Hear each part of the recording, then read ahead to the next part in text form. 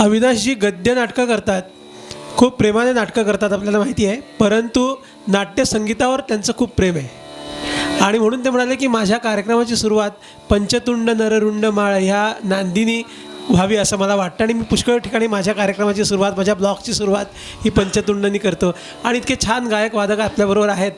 आणि खरं अविनाशजीसुद्धा स्वतः चांगलं गातात, परंतु त्यांना त्यांचा आवाज आपण अभिनयासाठी राखून ठेवूया.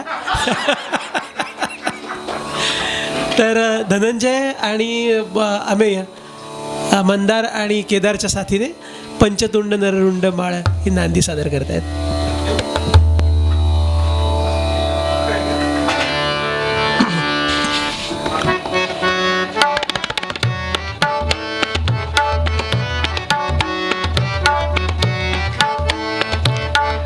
पंचतुंड नररुंड मालधर, पंचतुंड नररुंड मालधर, पार्वतीश आधीनमितो, पार्वतीश आधीनमितो, विघ्नवर्गनग भग्न कराया, विघ्नवर्गनग भग्न कराया, विघ्नेश्वर गणपति मगतो, पंचतुंड नररुंड मालधर, पंचतुंड नररुंड मालधर.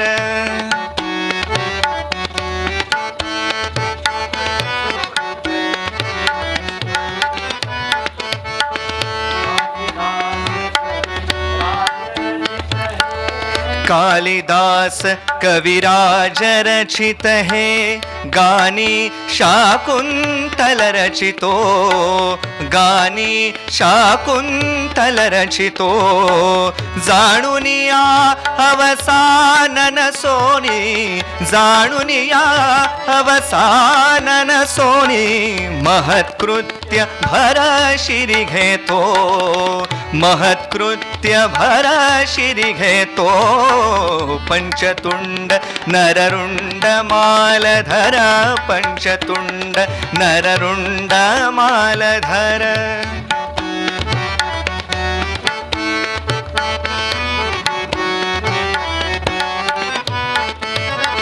ईश्वराचा लेश मिळे तरी, ईश्वराचा लेश मिळे तरी, मूढयत्न शेवटी जातो, मूढयत्न शेवटी जातो, या न्याये बलवत कवी निजवा, पुष्पी रसिकार्चन करितो, या न्याये बलवत कवी निजवा, पुष्पी रसिकार्चन करितो, पंचतुंड नररुंड मालधर, पंचतुंड नररुंड मालधर, पार्वतीश आधीनमितो, पार्वतीश आधीनमितो, विघ्नवर्गनग भग्न कराया, विघ्नवर्गनग भग्न कराया, विघ्नेश्वर गणपति मगतो, विघ्नेश्वर गणपति मगतो, पंचतुंड नररुंड मालधर, पंचतुंड नररुंड मालधर, पंचतुंड नररुंड मालधर. नांदीनंतर पडदा उघडला तेव्हा मी तुडुंब भरलेला होतो. रंगीबेरंगी हजारो शब्दांनी, शरीरभर रोरावणाऱ्या असंख्य आविर्भावांनी, भीतींनी, आशांनी, अपेक्षांनी. पण आता भरतवाक्य संपल्यावर समोरचं सार प्रेक्षालय रित झालं आहे.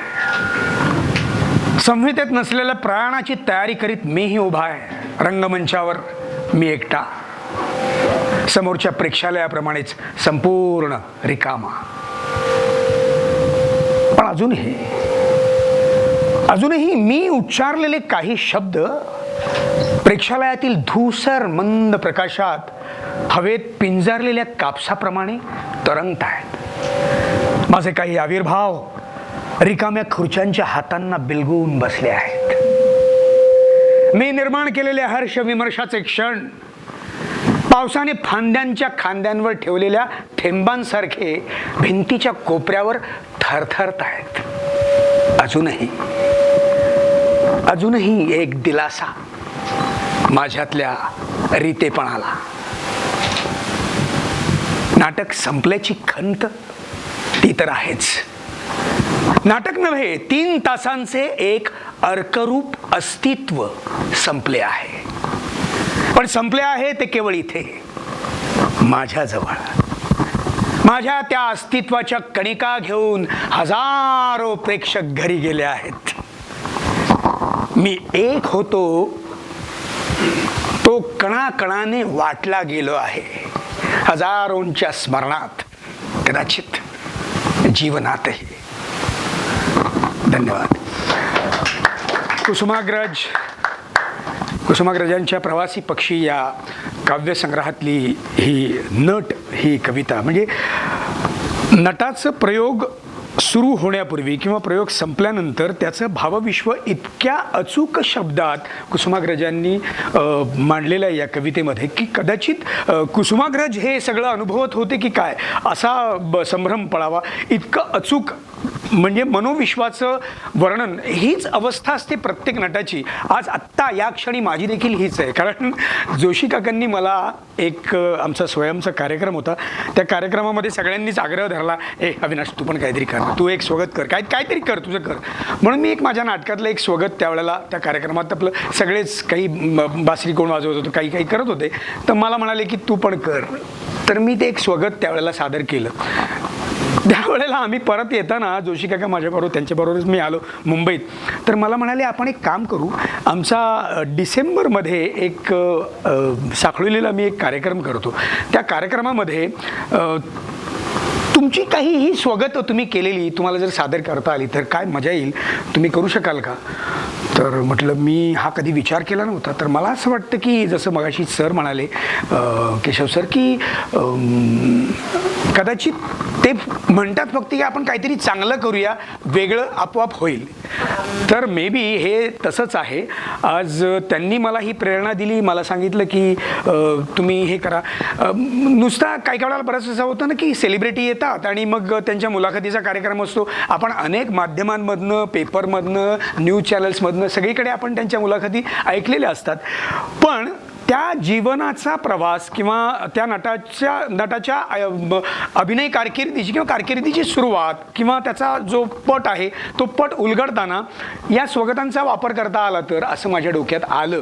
आणि मी असं ठरवलं की मग पहिलं स्वगत मी केव्हा केलं. मी कोण, तर मी अविनाश नारकर, वैश्यवाणी, विडी तंबाखूच्या व्यापाराचा मुलगा, राजाराम विडी शॉप, लोअर परेल इथे मी आमचं वास्तव्य. 300-350 स्क्वेअर फीटची जागा, आगे दुकान पिछे मकान, 14 माणसं एकत्र राहत होतो. पण त्यावेळेला 8वीमध्ये असताना काही घरी कुठलंही हे बाळकडू वगैरे अजिबात काही नव्हतं. पण उत्स्फूर्तपणे बोलणं, नकला करणं हे लहानपणापासून जरा थोडंसं व्रात्य उद्योग सगळे असायचे सुरू. आणि सगळ्यात जास्त काय म्हणूया पायाभरणी झाली ती दुकानांमध्ये मला वाटतं झाली. कारण शिक्षा म्हणून वडील दुकानात तो असा चौकोनी खड्डा असायचा. तुम्ही जर विडी तंबाखूच्या पूर्वीच्या जर गाद्या बघितल्या असतील तर त्यांची मांडणी साधारणपणे ही अशी असायची की मध्ये असा चौकोन असायचा, म्हणजे तो जो मालक असेल तो त्या खड्ड्यात असा उतरलेला असायचा. आणि मग अवतीभोवती इथे तंबाखू, इथे विड्या आणि असं सगळं असायचं. आणि शिक्षा म्हणून मग काही मस्ती केली, काय केली की मला त्या खड्ड्यामध्ये बसवलं जायचं. आणि मग त्या खड्ड्यामधनं मग अनेक गिरायकं जी येतील, त्या गिरायकांचे वेगवेगळे स्वभाव, त्यांच्या बोलण्याच्या लकबी, किती वैविध्य त्यावेळेला सहजगत्या अनुभवाला मिळायचं. आणि मग ते कुठेतरी आतमध्ये आल्यानंतर आईला करून दाखव, शाळेत गेल्यानंतर शाळेत करून दाखव. मला वाटतं ती सुरुवात ती तिकडे झाली.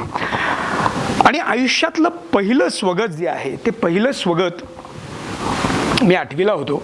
आणि तुम्हाला सगळ्यांना प्रभाकर पेंढारकर, भालजींचे सुपुत्र आणि म्हणजे ते फारच थोर व्यक्तिमत्व प्रभाकर पेंढारकर सुद्धा, तर त्यांनी बाल शिवाजी नावाच्या चित्रपटाची घोषणा केली होती आणि त्याच्यासाठी ऑडिशन्स सुरू होत्या. मी 8वी-9वीला होतो त्यावेळेला. आणि माझा मोठा भाऊ त्याने बघितलं तुम्हाला म्हणाल चल आज हे इकडे तिकडे काहीतरी ठेवल्या बावल्या करतोस, तिकडे जाऊन काहीतरी दाखव तुझं काय करायचं असेल ते, असं म्हणून मला त्या ऑडिशनला घेऊन गेला. आता तिकडे जवळजवळ 350 मुलं आलेली होती. आता त्यावेळेला मी काहीतरी करून दाखवायला लागेल असं मला सांगितलं होतं भावाने. तर मराठीच्या पुस्तकामध्ये त्यावेळेला नाट्यछटा असायच्या. त्या नाट्यछटेमध्ये नटसम्राट ही एक नाट्यछटा होती आणि त्याच्यात प्रसंग होता, मुलीने आप्पासाहेब बेलवलकरांवर चोरीचा आळ घेतलेला आहे आणि आप्पासाहेब बेलवलकर त्याच्या पुढे जो सीन आहे तो सगळा तो सीन होता. मी काय केलं, मी त्याचं एडिटिंग केलं थोडंसं. त्यावेळेला काही कळत नव्हतं, पण आपलं धाडस जसं आता मला काहीतरी चांगलं करायचं, मग ते वेगळं आपोआप होतं. हे आता माझ्या डोक्यात सर वाक्य कोरलं गेलं बरं का.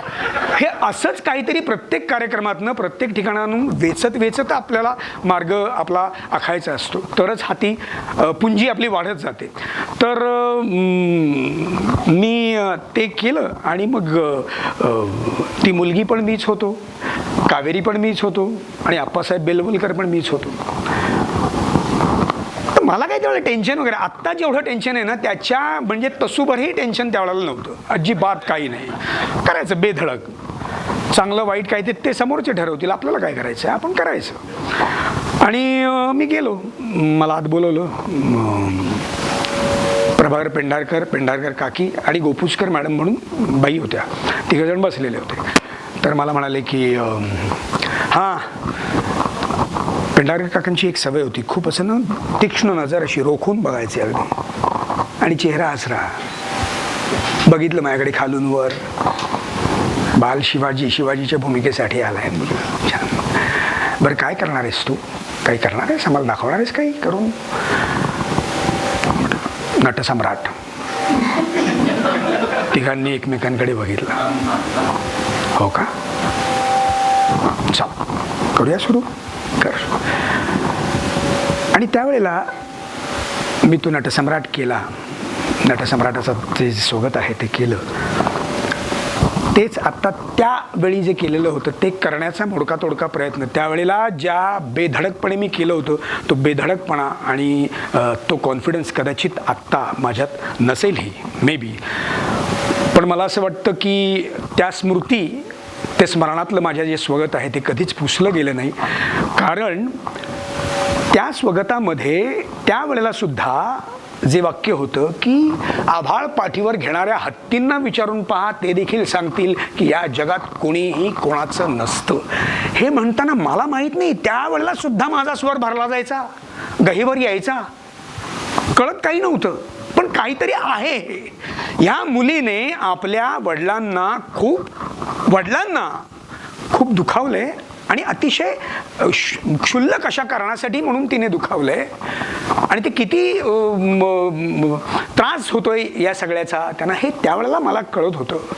आणि कदाचित मे बी मी असं म्हणतोय की ही जी स्वगतं, मी काकांचे खरंच आभार मानतो की हा विचार करण्याची प्रेरणा त्यांनी या निमित्ताने मला दिली की ही जी स्वगतं तुमची असतात, ज्या कलाकृती तुम्ही सादर करता, त्या कलाकृतींमधनंच तुम्हाला बरंच काही मिळत असतं. फक्त ते किती पटीने घ्यायचं आणि ते किती पटीने अंगीकारायचं हा तुमचा सर्वस्वी प्रश्न असतो. पण मला असं वाटतं की माझ्यातला जो एक चांगला माणूस तयार करण्याचं काम जे आहे ते माझ्या या कलाकृतींनी, माझ्या या व्यक्तिरेखांनी आणि त्या व्यक्तिरेखांमार्फत लेखकांनी लिहिलेली जी स्वगत होती, त्या स्वगतांमार्फत माझ्या विचारांची जी पायाभरणी आहे ती केली गेली. तर ते स्वगत मी करण्याचा प्रयत्न करतो. कावेरी.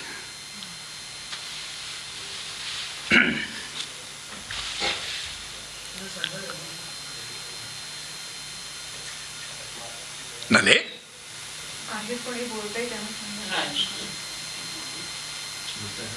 मी पैसे चोरले असा तुझा संशय आहे माझ्यावर?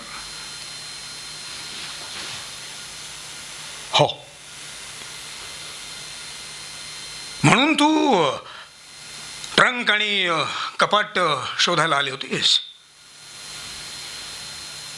हो, तेवढ्यासाठीच. नाही नले, शक्य नाही.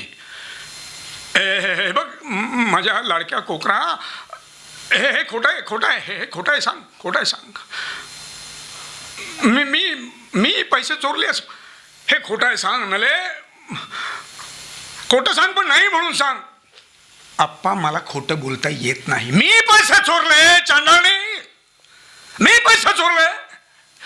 अहो अहो, असं काय करायचं?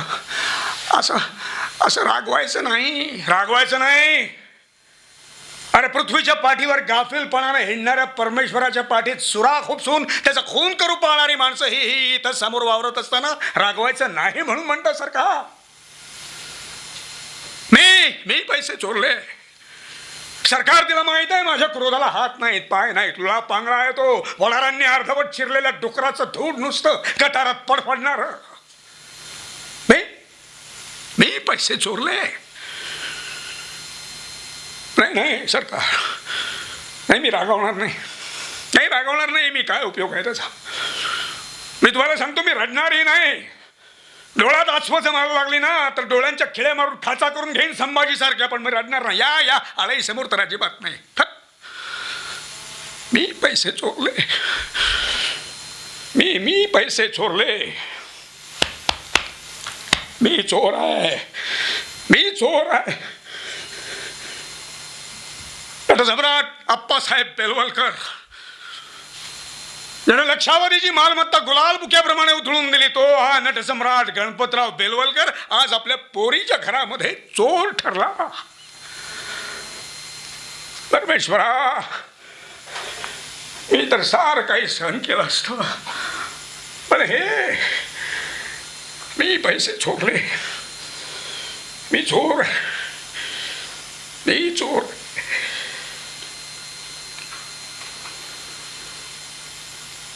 To be or not to be? That is the question.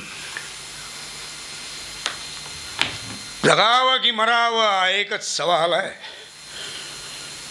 या दुनियेच्या उकिरड्यावर खरकट्या पतळांचा तुकडा होऊन जगावं बेशरम लाचार आनंदानं, की फेकून द्यावं हे देहाचं लक्तर त्यात गुंडाळल्या जाणीवेच्या यातनेसह मृत्यूच्या काळ्या शार डोहामध्ये, आणि करावा सर्वांचा शेवट एकाच प्रहारानं, माझा, तुझा, याचा आणि त्याचा आहे. मृत्यूच्या महासर्पानं जीवनाला असा काही डंख मारावा की नंतर येणाऱ्या निद्रेला नसावा जागृतीचा किनारा कधीही. पण त्या निद्रेलाही जर पुन्हा स्वप्न पडू लागली तर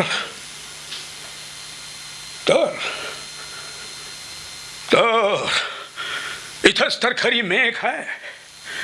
नव्या स्वप्नांच्या अनोळखी प्रदेशात प्रवेश करण्याचा धीर होत नाही, म्हणून तर आम्ही सहन करतो हे जुन्याचं जागेपण. सहन करतो मृत्यूच्या प्रेताच्या निर्जीवपणानं अभिमानावर होणारे बलात्कार, अस्तित्वाच्या गाभाऱ्यात असलेल्या सत्वाची विटंबना, आणि अखेर शरण जातो खालच्या मानेनं आमच्याच मारेकरांच्या दाराशी उभे राहून. हे विधात्या, अरे तू इतका कठोर कसा झालास रे? अरे एका बाजूला ज्यांना आम्ही जन्म दिला ते आम्हाला विसरतात, आणि दुसऱ्या बाजूला ज्यांना आम्हाला जन्म दिला तो तूही आम्हाला विसरतोस. अरे मग हे विस्कटलेल्या हाडांचे सापळे घेऊन आम्ही थेरड्यांनी हे करुणा करा, कोळाच्या पायांवर डोकं आदळायचं. कोळाच्या पायांवर डोकं आदळायचं. अहो ऐकलत का? पैसे सापडले. पोरीचा गैरसमज झाला होता. अहो तिच्या कपाटातच ते पैसे सापडले आता एवढ्यात. पण पोरगी पार बाहेरून गेली होती.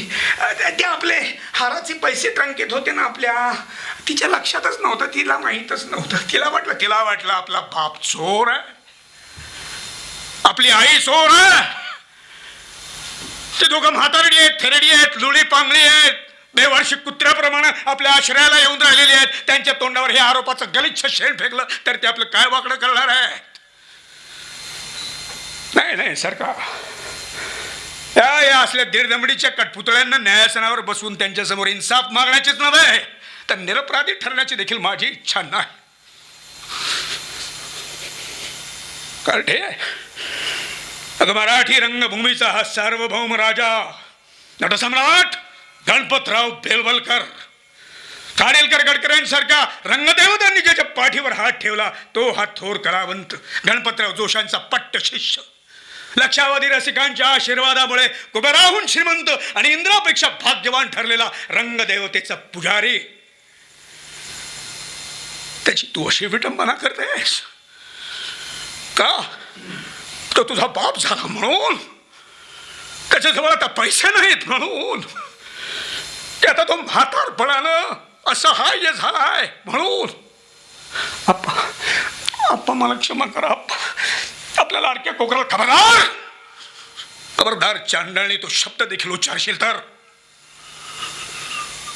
माझं एक लाडकं कोकरू होतं पण ते आता कुठे? भ्रम होता माझा तो. गोजीरवाण्या कोकरासारखी माझी एक मुलगी होती, सशासारखा एक मुलगा होता, पण खरं तर ते माझे कुणीही नव्हते. अरे आभाळ पाठीवर घेणाऱ्या त्या हत्तींना विचारून पहा, ते देखील हेच सांगतील की या जगात कोणीही कोणाचं नसतं.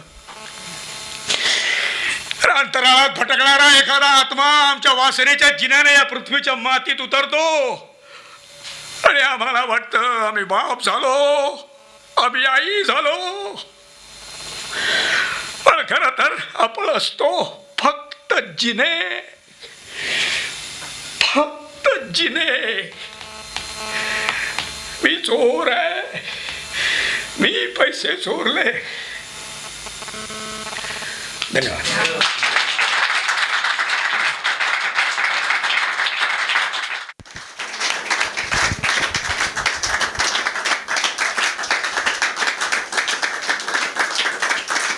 अविनाश सलग करून दाखवणार होते सगळं.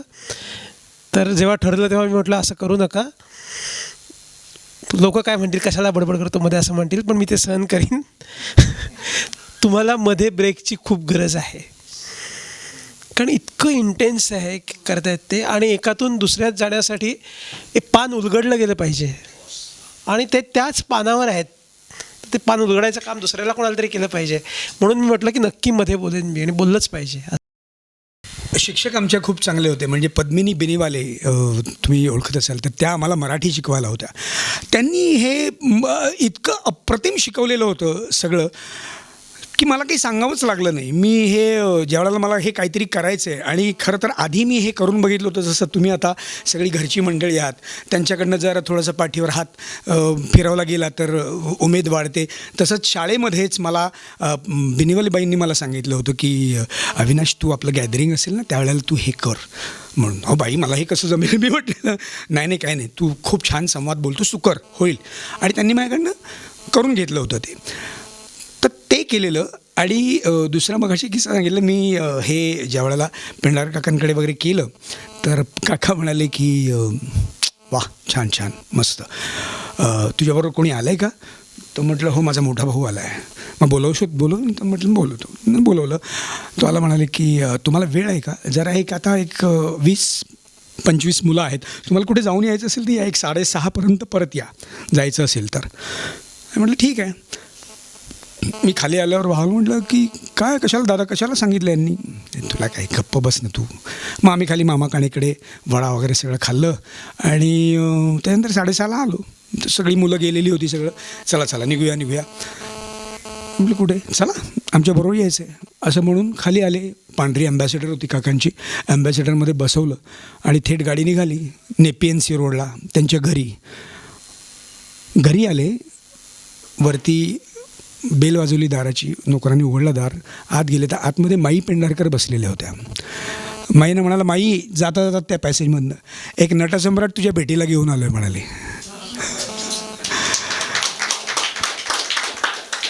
तो जो कोणीही कोणाचं नसतं हा जो गहिवर आहे ना, तुम्हाला पुन्हा तिथे एकदा आला. आणि मी म्हटलं की हे आहे का असं कोणीही कोणाचं नसतं असं काही नसतं. जर आपण ठरवलं तर आपण सगळी एक फॅमिली असू शकतो. आपल्याला हे जे सगळं निर्माण केलेलं आहे त्या विधात्याने. म्हणून कुसुमाराज नेहमी म्हणतात ना की जसं विश्वची माझे घरं हे संपूर्ण आपण म्हणतो, तर मला त्याचा प्रत्यय आला. मी ते पुन्हा मला म्हणाले, पेंढारकर काका तू माईना करून दाखवशील? म्हटलं हो. मी परत केलं तिथे ते, आणि केल्यानंतर माईंनी असं जवळ बोलवलं मला. छान असं गालावरनं माझ्या हात फिरवला. वा वा वा, छान, खूप मोठा नट होशील रे बाबा तू.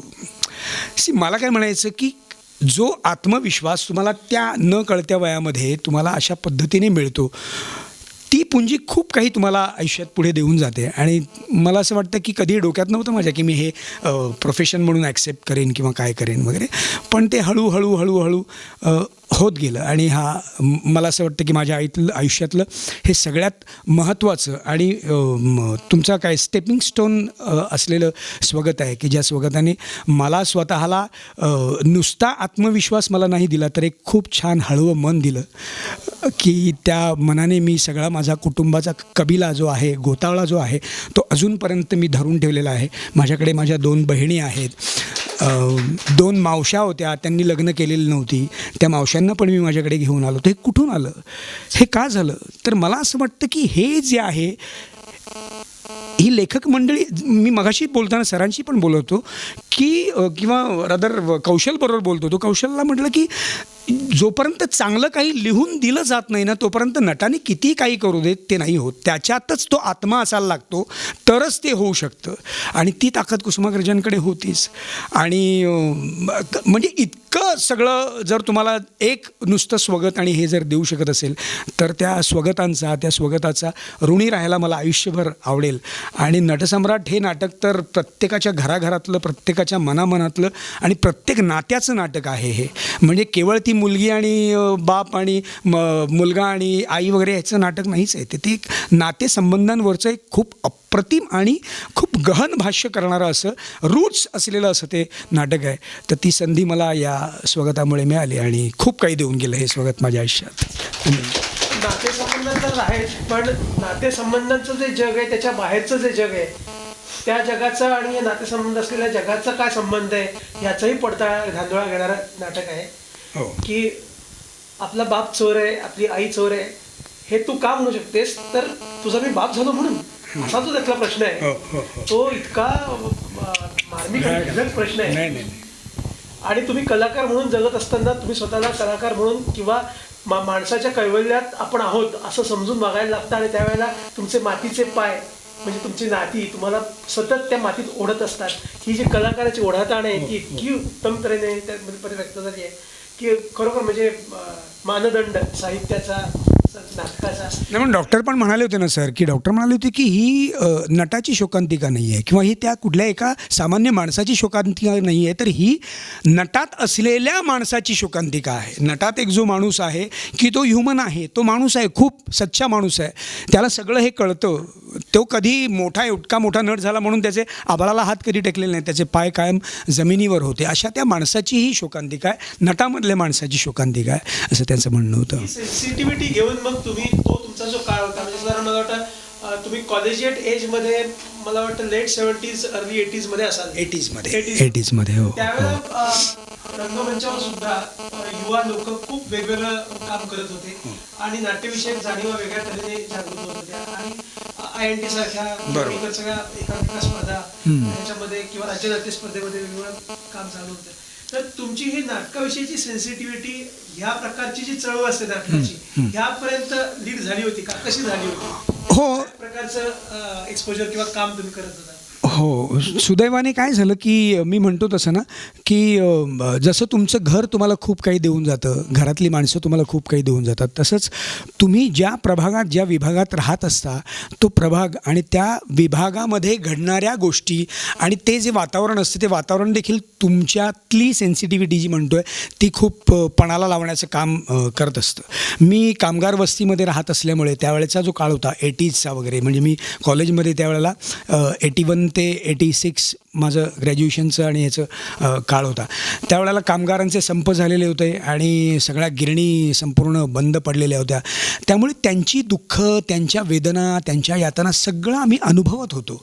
कारण आमच्याकडे दुकानावरती पान, बिडी आणि वगैरे हे सगळं घ्यायला येणारा जो वर्ग होता तो हा कामगार वर्गच होता. म्हणजे सगळ्या गिरणीच्या त्या ह्याच्यावरती काम करणारा संपूर्ण वर्ग तोच आमचा कस्टमर होता बेसिकली. तर त्यामुळे त्यांची आल्यानंतर ती त्यांची दुःख बोलणं की शेठ जरा या महिन्यात थोडीशी जरा तंगाई आहे, जरा थोडीशी पुढच्या महिन्यात करतो ते असं वगैरे करणं. आणि मला असं वाटतं की वडिलांनी माझ्या हे सगळं बघितलेलं होतं आणि ते त्याला त्या पद्धतीने रिॲक्ट होते की ते कदाचित माझ्यापर्यंत आलं असेल मे बी.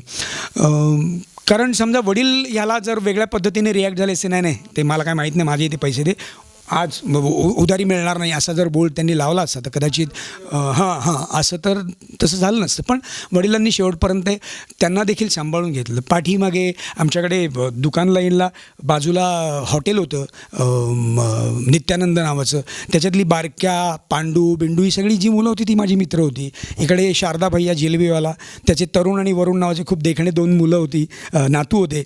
पण माझ्यावर देखील तेवढंच प्रेम करायचं. त्यामुळे आम्ही रात्री आमच्याकडे 350 स्क्वेअर फीटची जागा आणि 2 माळे, एक महिलांचा आणि एक जेंट्स, त्याच्यावरती 4 पुरुष झोपले की संपायचं, जागा संपायची.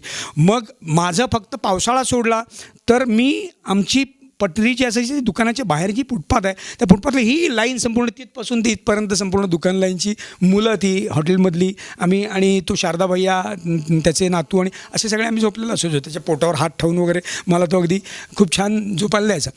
तर मला असं वाटतं की ह्या सगळ्यामुळे कसं झालं की हा जो कामगारांचा जो एलिमेंट आहे तो ना मला खूप जवळून बघता येत होता आणि दिसत होता मला.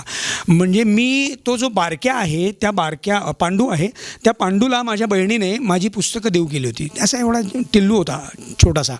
आणि त्याचा एक किस्सा तुम्हाला सांगतो. तो खूप हुशार होता. तर मी ज्यावेळेला ओट्यावरती बाहेर अभ्यास करायला बसायचो ना तर तो असा येऊन उभा राहायचा मागे. ते म्हणायचं, बहीण पण 1-2 वेळा त्याला म्हणाली की अरे काय रे तू का आलास इकडे, तो गडिंग्लजचा मुलगा होता तो. तो म्हणाला नाही आमच्याकडे लय गरिबी आणि अमुक तमुक वगैरे म्हणून. बरं मग तू शाळेत जाणार का म्हणून त्याला नाईट स्कूलमध्ये घातलं आम्ही बहिणीने आणि माझी सगळी पुस्तकं वगैरे देऊ केली. हा तो पिरियड झाला. पण त्या पांडूला मी ते शिक्षण घेऊन, म्हणजे तो फडका मारायला होता, काही महिन्यांनी त्याला मी ऑर्डर घेताना बघितलेला आहे. ऑर्डरवरती आला होता तो.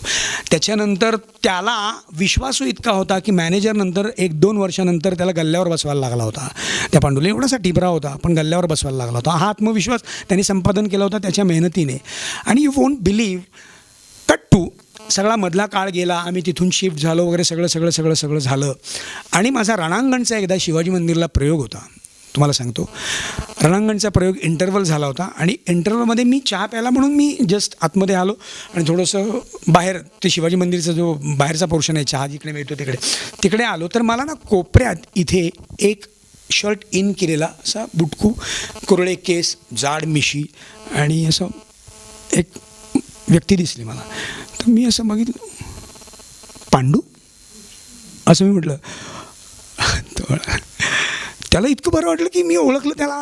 आलं जवळ, म्हटलं की काय साहेब झाला यार तू, क्या बात आहे, मस्त.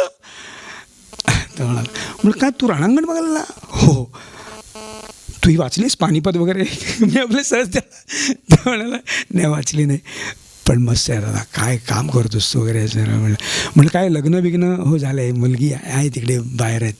म्हटलं काय पण आज क्या बात आहे. मला खूप आनंद झाला. मला म्हणाला दादा फक्त एक काम होतं तुझ्याकडे. तर म्हटलं काय रे?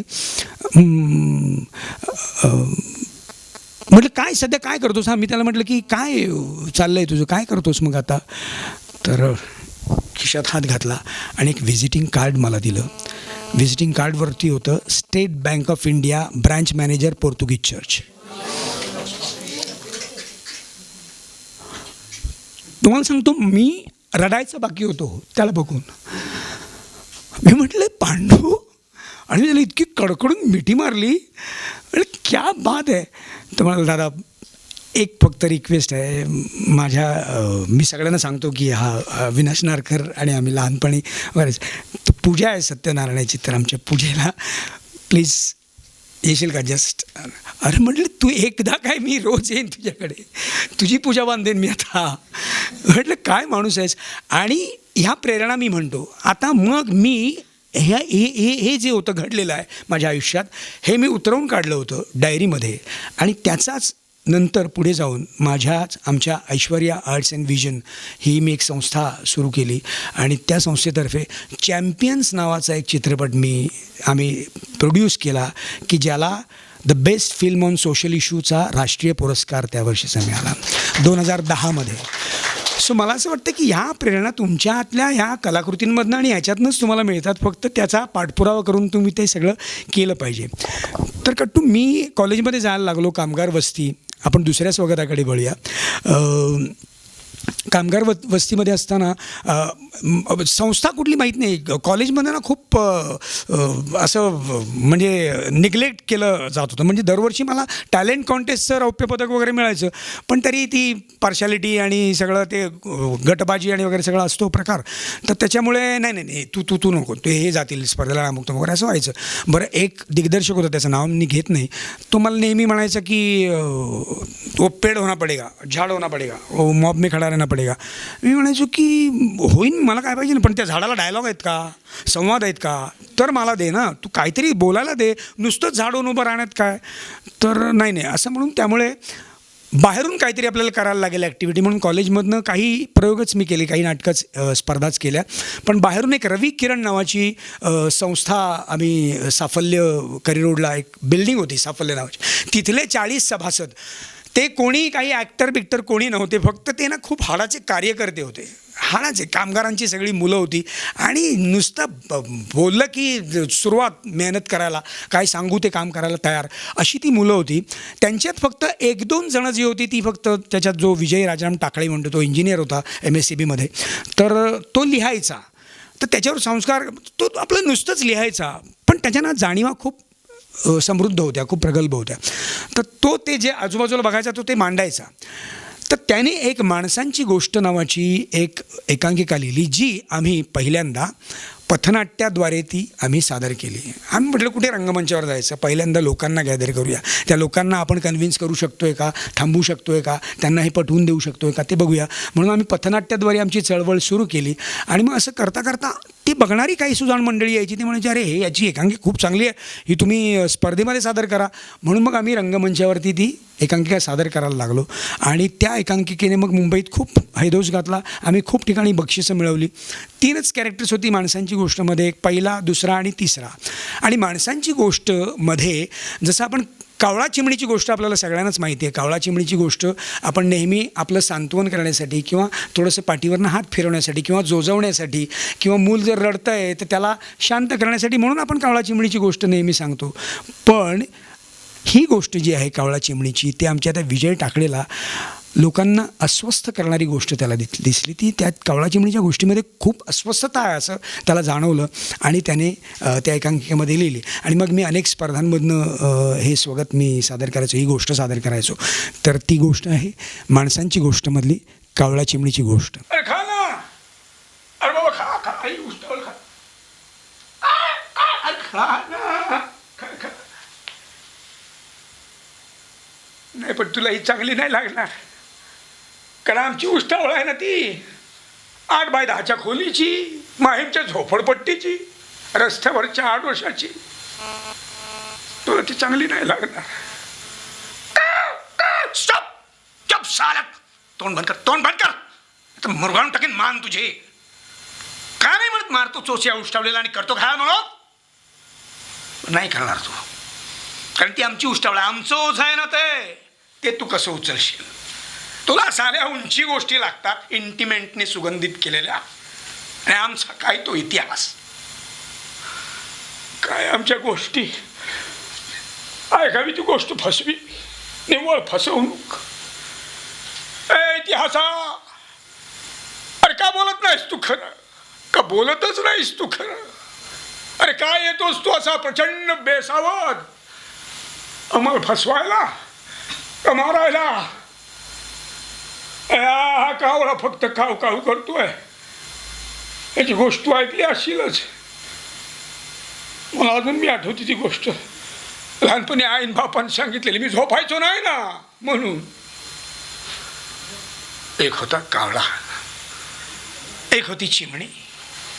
कावळ्याचं घर होतं शेणाचं, चिमणीचं घर होतं मेणाचं. एकदा काय झालं, सोसाट्याचा वारा सुटला, आभाळ ढगांनी भरून गेलं, गडगडाटाने काहूर माजूला, विजा चमकू लागल्या आणि क्षणार्धात थो थो पाऊस कोसळू लागला. कावळ्याचं घर शेणाचं त्याच्या डोळ्यात देखत वाहून गेलं. कावळा घाबरला, रडू लागला. रडत रडत चिमणीकडे आला आणि म्हणाला, चिवताई चिवताई चिवताई चिवताई दार उघड.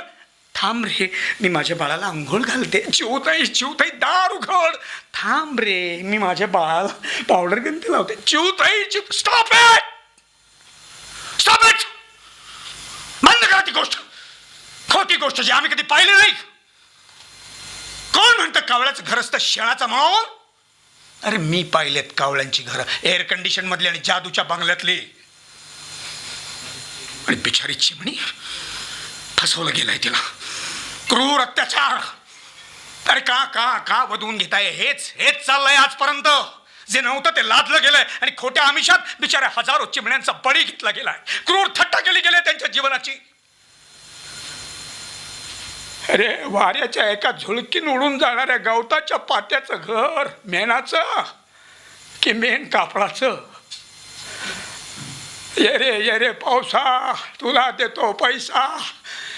ये रे पावसा, तुला देतो पैसा. पैसा झाला खोटा, पाऊस झाला. पावसा, पावसा, तू किती मोठा होऊन येशील रे? एवढा एवढा. तुला पैसे हवेत ना? पैसे हवेत ना? अरे पाहिजे तेवढे पैसे घे, जागतिक बँकेकडून घे ना, आंतरराष्ट्रीय नाणेनिधीकडून घे.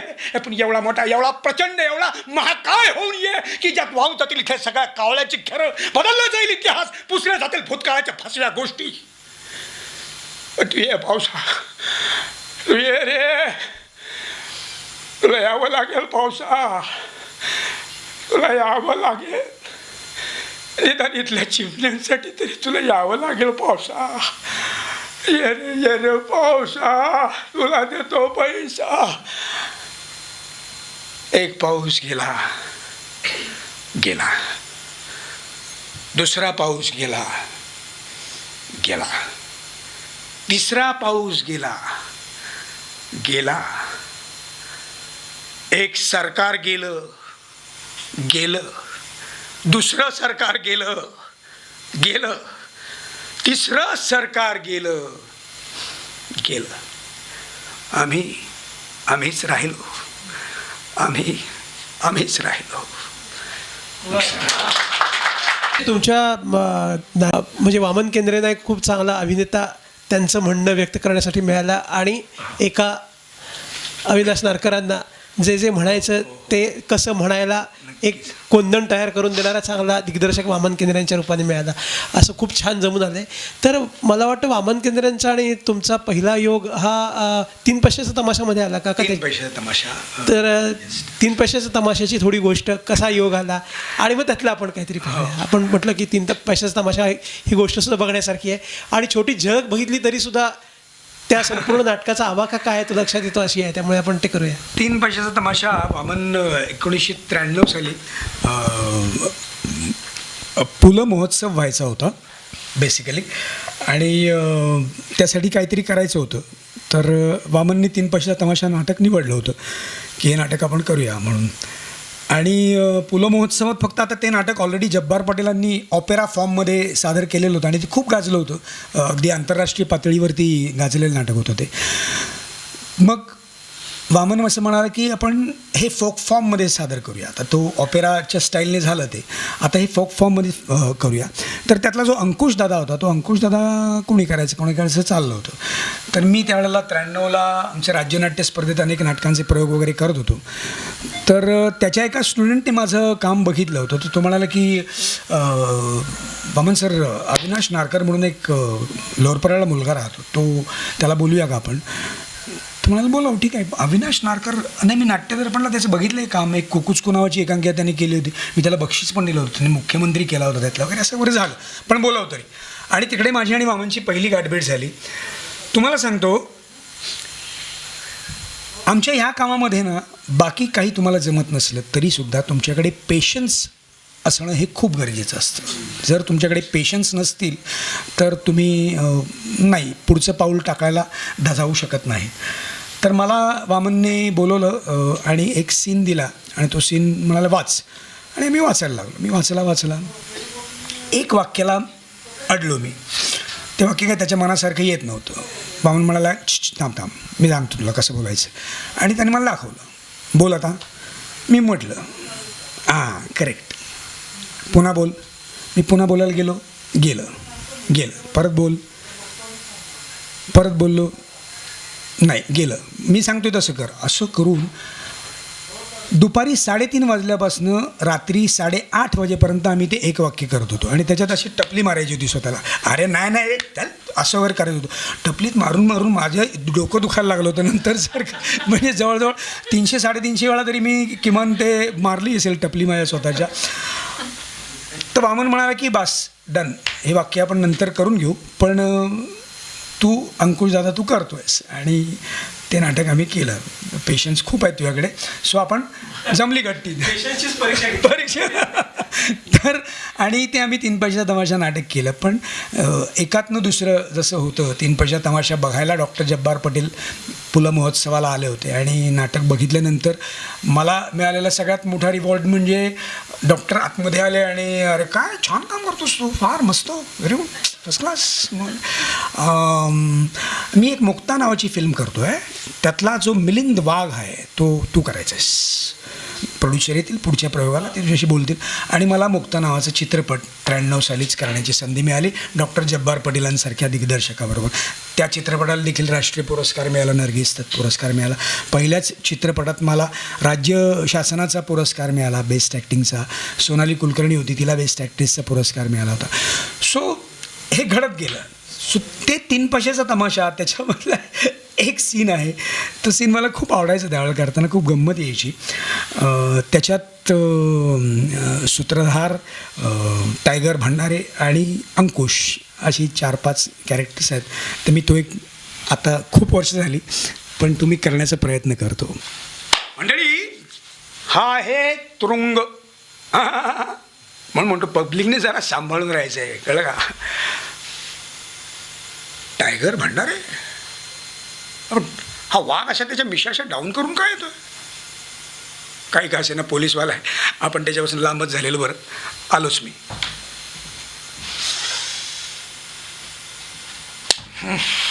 परमेश्वरा मला हा अंकुश आमच्या लोकांच्या हाती न सापडो, हीच माझी अगदी मनापासूनची इच्छा आहे. कारण तुम्हाला सांगतो, आमच्या लोकांनी जर त्याला पकडला आणि आमच्या समोर उभा केला तर त्याने त्याच्या दोस्तीच्या प्रेमळ डोळ्यांनी माझ्याकडे एकदा जरी पाहिलं तरी मला ते सहन होणार नाही. मला सहन होणार नाही. परमेश्वरा, पकडला, अरे आमच्या लोकांनी त्याला पकडला. परमेश्वरा, अरे आमच्या लोकांनी त्याला पकडला. वा शेवटी मुक्काम गाठला म्हणायचा. ओ भंडारे, थँक्यू. ए अंकुश, हे बघ, यात माझा काही दोष नाही आहे, माझा काहीही दोष नाही आहे. मी खरं सांगतो तुला, तुला माझ्यावर विश्वास नाही का? हां, अरे बोल ना, असं पाहू नकोस रे तू माझ्याकडे. माझ्यावर विश्वास नाही तुझा. हे बघ, तुझं हे जे गप्प राहणं आहे ना, ते फार भयंकर आहे. दगाबाज. राम राम. 355. काय बेड्या आणल्या का? भेड्या आणल्या? अरे ना ना ना ना नाही, जरा वजनानं जरा हलकी का हलकी. हा आणि ते काम करू ना, या तुमच्या साहेबाला सांगा शिले करायला. अरे लहानपणी हा तुमचं साहेबच आपल्याला पॅड बांधायचा. हो बांध गेला साहेब तुमचं. ही बरी आहे, हे इम्पोर्टेड दिसते. हा, ही वजनाला पण कमी आहे. बघू. आमच्याकडे सगळ्या वजनाच्या बेड्या आहेत, 5 रुपयापासून 50 रुपयापर्यंत. होय का? आणि मग बिनवाजनाचे बेडीचं काय? 500 रुपये 500 रुपये सांगा मेहरबान, ही काय साली दुनिया आहे? 500 रुपये मोजा आणि सुटा. मला ते ही असली दुनिया बघून ना खरंच मळमळायला लागलंय. लहानपणापासून ऐकत होतो पण विश्वास नव्हता बसत. दाम करी काम आणि बीवी करी सलाम. पटवर्धन सर म्हणायचा आगोश प्लेन लिव्हिंग अँड मी म्हणायचो हाय थिंकिंग. प्लेन लिव्हिंग, साधी राणीने फुटकी नाणी कोपऱ्यात करतात बिळं घुशी. बाईल म्हणते आपल्याला बघ या असल्या बिळात मी नांदू कशी. तुम्हाला सांगतो या जगात सगळ्यात सुखान कोण नांदतो? फक्त पैसेवाला. हा, पटवर्धन सर म्हणायचा ज्ञानाची कास धरा. कशाला धरा, त्यापेक्षा म्हशीची कास धरा आणि दुधात पाणी घालून धंदा करा. आमचे मास्तर, आमचे बापाचे दोस्त सगळे साले खोट बोलून गेले. चोरी कधी करू नये, खोट कधी बोलू नये. आला लहानपणापासून भेजात ताणून आऊट केला आणि एकदम जबाब सापडला. बेटा सोन, खिसा गरम तो अपने आगे सब दुनिया नरम. अरे या दुनियेत सगळे कुत्र्यावानी पायाशी लोलन घेतात. कोणाच्या? पैसेवाल्याच्या. म्हणून म्हणतो बीवी करी सलाम. काय? बीवी करी सलाम.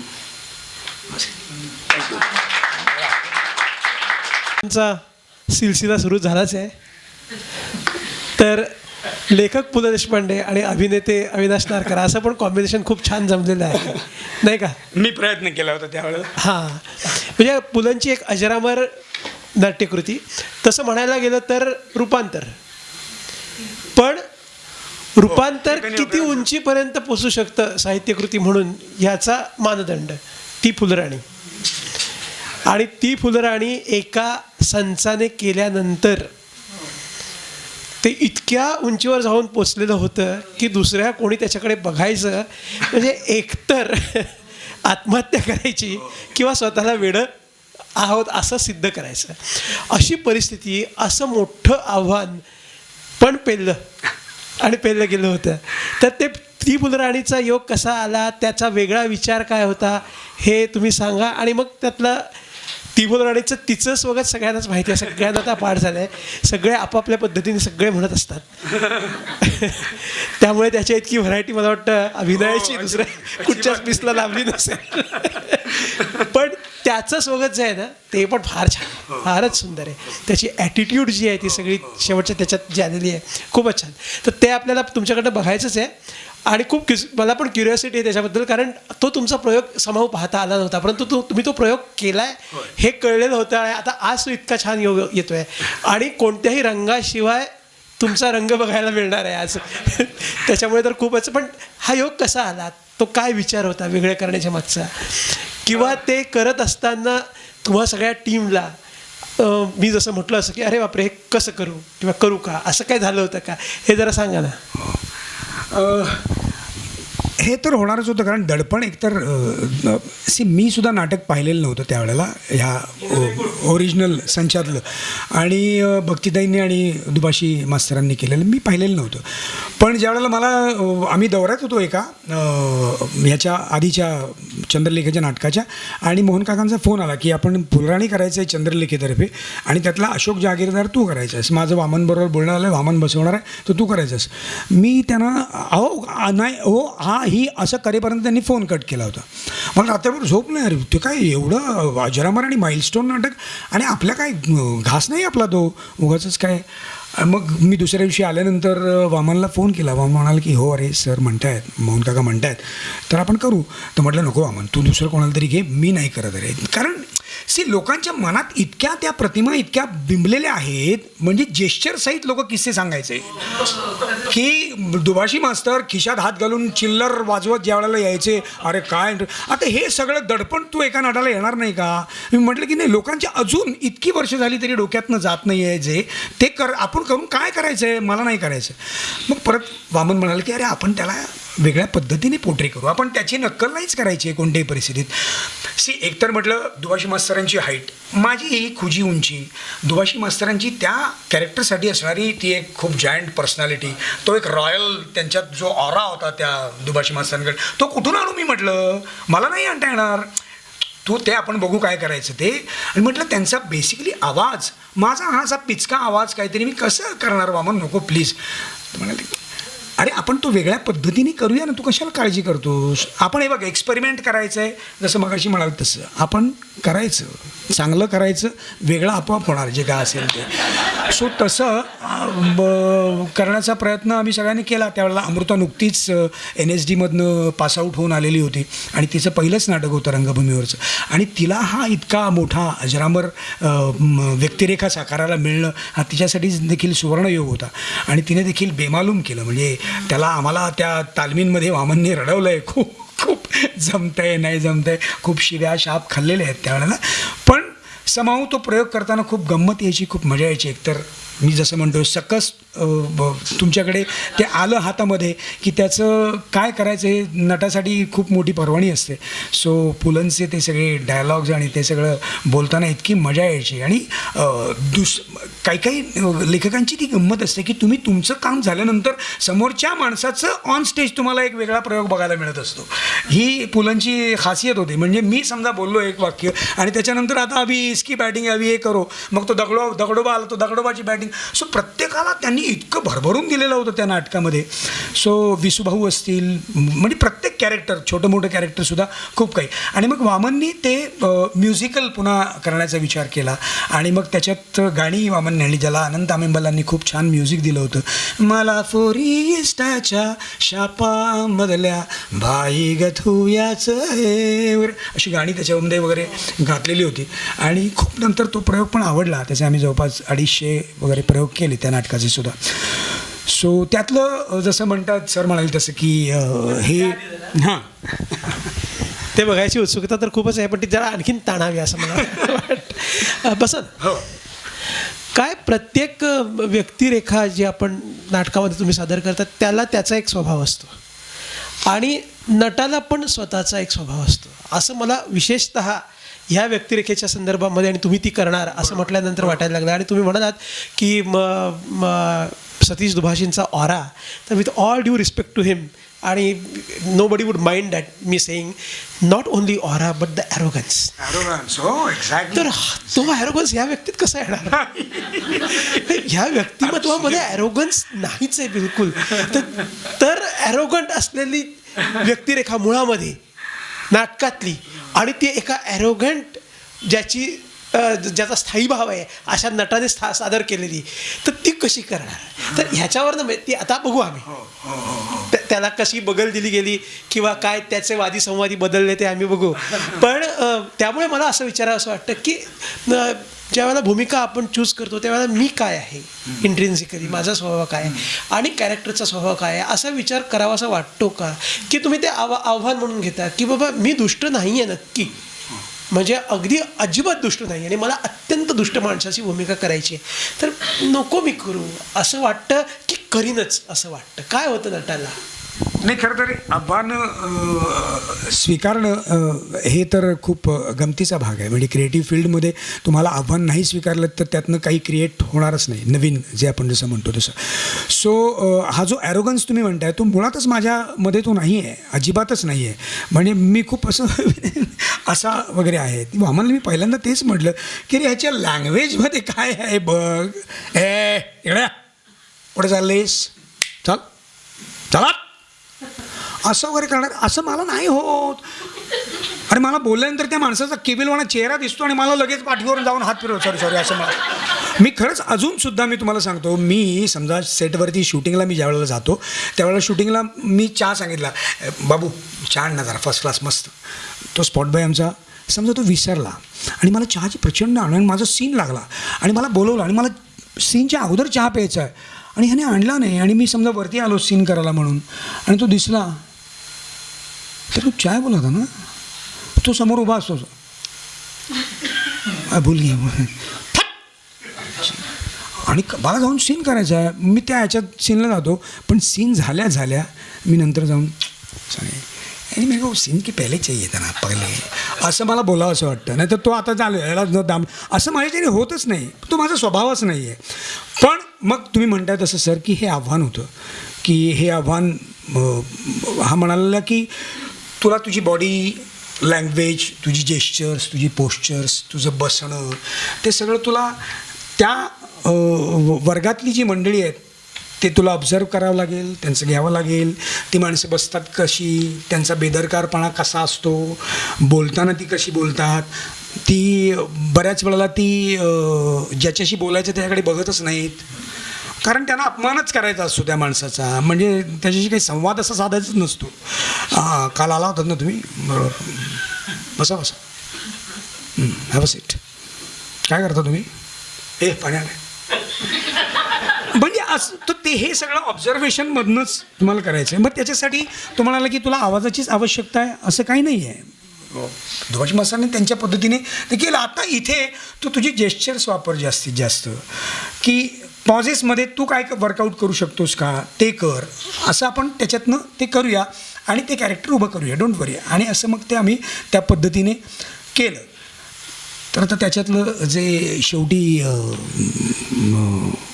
मंजुळा प्रूव्ह करते स्वतःला, बरोबर, की मी फोरीच्या शापामधली मला व्हायचं आहे ते मी होऊन दाखवू शकते. भाषेचं काय, तुम्ही र ट प क वगैरे सगळं मी बोलू शकते. मला फक्त तुम्ही शानपणाने आणि ह्याने शिकवायला पाहिजे होतं, ते शिकवलं नाहीत. पण ठीक आहे, मी ऋणी आहे तुमची, आणि असं वगैरे करून तिने ॲक्सेप्ट केलेलं आहे. पण हा काय तिच्याकडे लक्ष देत नाही आणि ती सोडून गेलेली आहे. आता त्यांचा आधी सीन होतो मंजुळा आणि डॉक्टर अशोक जहागीरदारांचा, आणि डॉक्टर अशोक जहागीरदार तिला फाडतात, तिला सॉलिड तिला सुनावतात, अगं तुझी लायकी आहे का, तू कोण होतीस, रस्त्यावरची भिकारीण तू साली, तुला हे सगळं जे आता वैभव दिसतं आहे हे कुणी दिलं आहे, हे मी दिलं आहे तुला, नाही तर बोलता तरी येत होतं का तुला, नाकातनं शेंबूड गळत होता, काय कपडे होते तुझे, तुझा हा सगळा जो कायापालट जो आहे तो कायापालट करण्यामागे मी आहे पूर्ण, नाही तर काही होऊ शकलं नसतं तुझं, कळलं, जास्त मिजाज नको दाखवूस तुम्हाला वगैरे, असं वगैरे बडबडतो. आणि तिकडे ती त्याला सुनावते आणि ती म्हणते अशा माणसाबरोबर की ज्याला आपण जे केलं आहे त्याचं काय म्हणूया भान नाही की, आणि इतका गर्व आणि हे जर तुम्हाला असेल या गोष्टीचा, तर मी तुमच्या नाकावर टिचून मी समाजात ह्या वावरून दाखवेन तुम्हाला आणि करून दाखवेन, असं म्हणून मला देखील तुमची आता इथून पुढे गरज नाही, असं म्हणून ती निघून गेली आहे. आणि आता अशोक जहागीरदार तिकडे आहे, त्याचं शेवटचं त्या नाटकातलं स्वागत आहे. त्याला बोलून फाडफाड निघून गेली आहे तिकडे, आणि हा दाराजवळ आहे.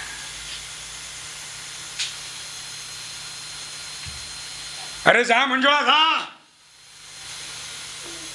मी केली तुला क्षमा, तरी तू केलास माझा कंप्लीट मामा, तसा मी अत्यंत क्षमाशील. पण आता जर परत येशील तर यावं लागेल तुला ढोपरांवर राहत.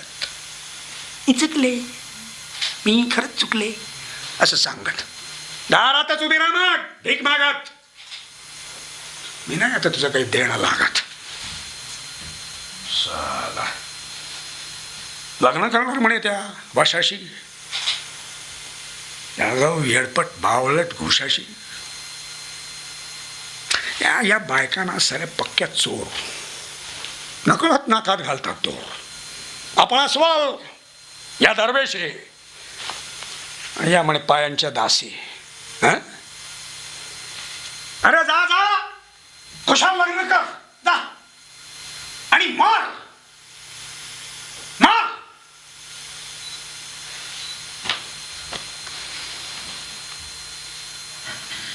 नाही, पण ते शक्य नाही आहे. मागं ठेवलंयस बरंच काही, आता जडली आहे मला तुझी सवय, तुझं हसणं, तुझं रुसणं, सगळं मला हवं आहे. या वातावरणातला तुझा श्वास, नकळत तुझा घेतलेला ध्यास. ए मंजू, हे मंजू, ते आण आता मंजूर झाले माझा 6वा प्राण.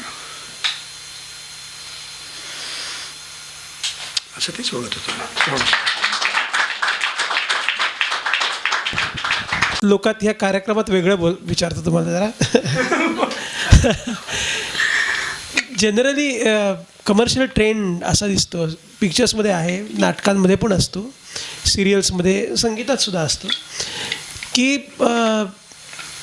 प्रस्तुतकर्ता जो असतो, गायक असेल, अभिनेता अभिनेत्री असेल, त्याचा स्थायीभाव, त्याचं दिसणं हे बघून अनुरूपता बघितली जाते. म्हणजे मग त्याच्यावर काम कमी करायला लागतं आणि त्यालाच तेच द्यायचं आणि मग तो शिक्का बसतो की एकदा एकाने व्हिलन चांगला केला की तो आयुष्यभर व्हिलन असं, किंवा एक रोमॅन्टिक चॉकलेट झाला की तो आयुष्यभर चॉकलेट. तर हे कमर्शियल कन्सिडरेशन असतं आणि तुम्ही जे आता सांगताय की आव्हान म्हणून घ्यायचं हे टोटली वेगळं आहे. तर आता तुम्ही ह्या संपूर्ण क्षेत्रामध्ये इतके वर्ष वावरत आहात, ह्या एकंदर प्रवृत्तीबद्दल तुम्हाला काय सांगावं असं वाटतं? म्हणजे कित्येक सिनेमे, कित्येक नाटकं आणि त्यातल्या चांगल्या नटांच्या ज्या यशाच्या कमानी आहेत त्या मेहनतीपेक्षा नैसर्गिक देणगीच्या आहेत असं वाटायला लागतं. म्हणजे मी अत्यंत थोडीशी खडूस कॉमेंट आहे माझी, पण तुमच्याशी शेअर करतो की तुमच्यासारखं प्रयोगशील, तुम्ही आता म्हटलं की ते आव्हान म्हणून घेतलं आणि आव्हान म्हणून घ्यावं असं वाटतं. तर हे काय एकंदर मिक्स आहे, याबद्दल तुमची काय प्रतिक्रिया असेल?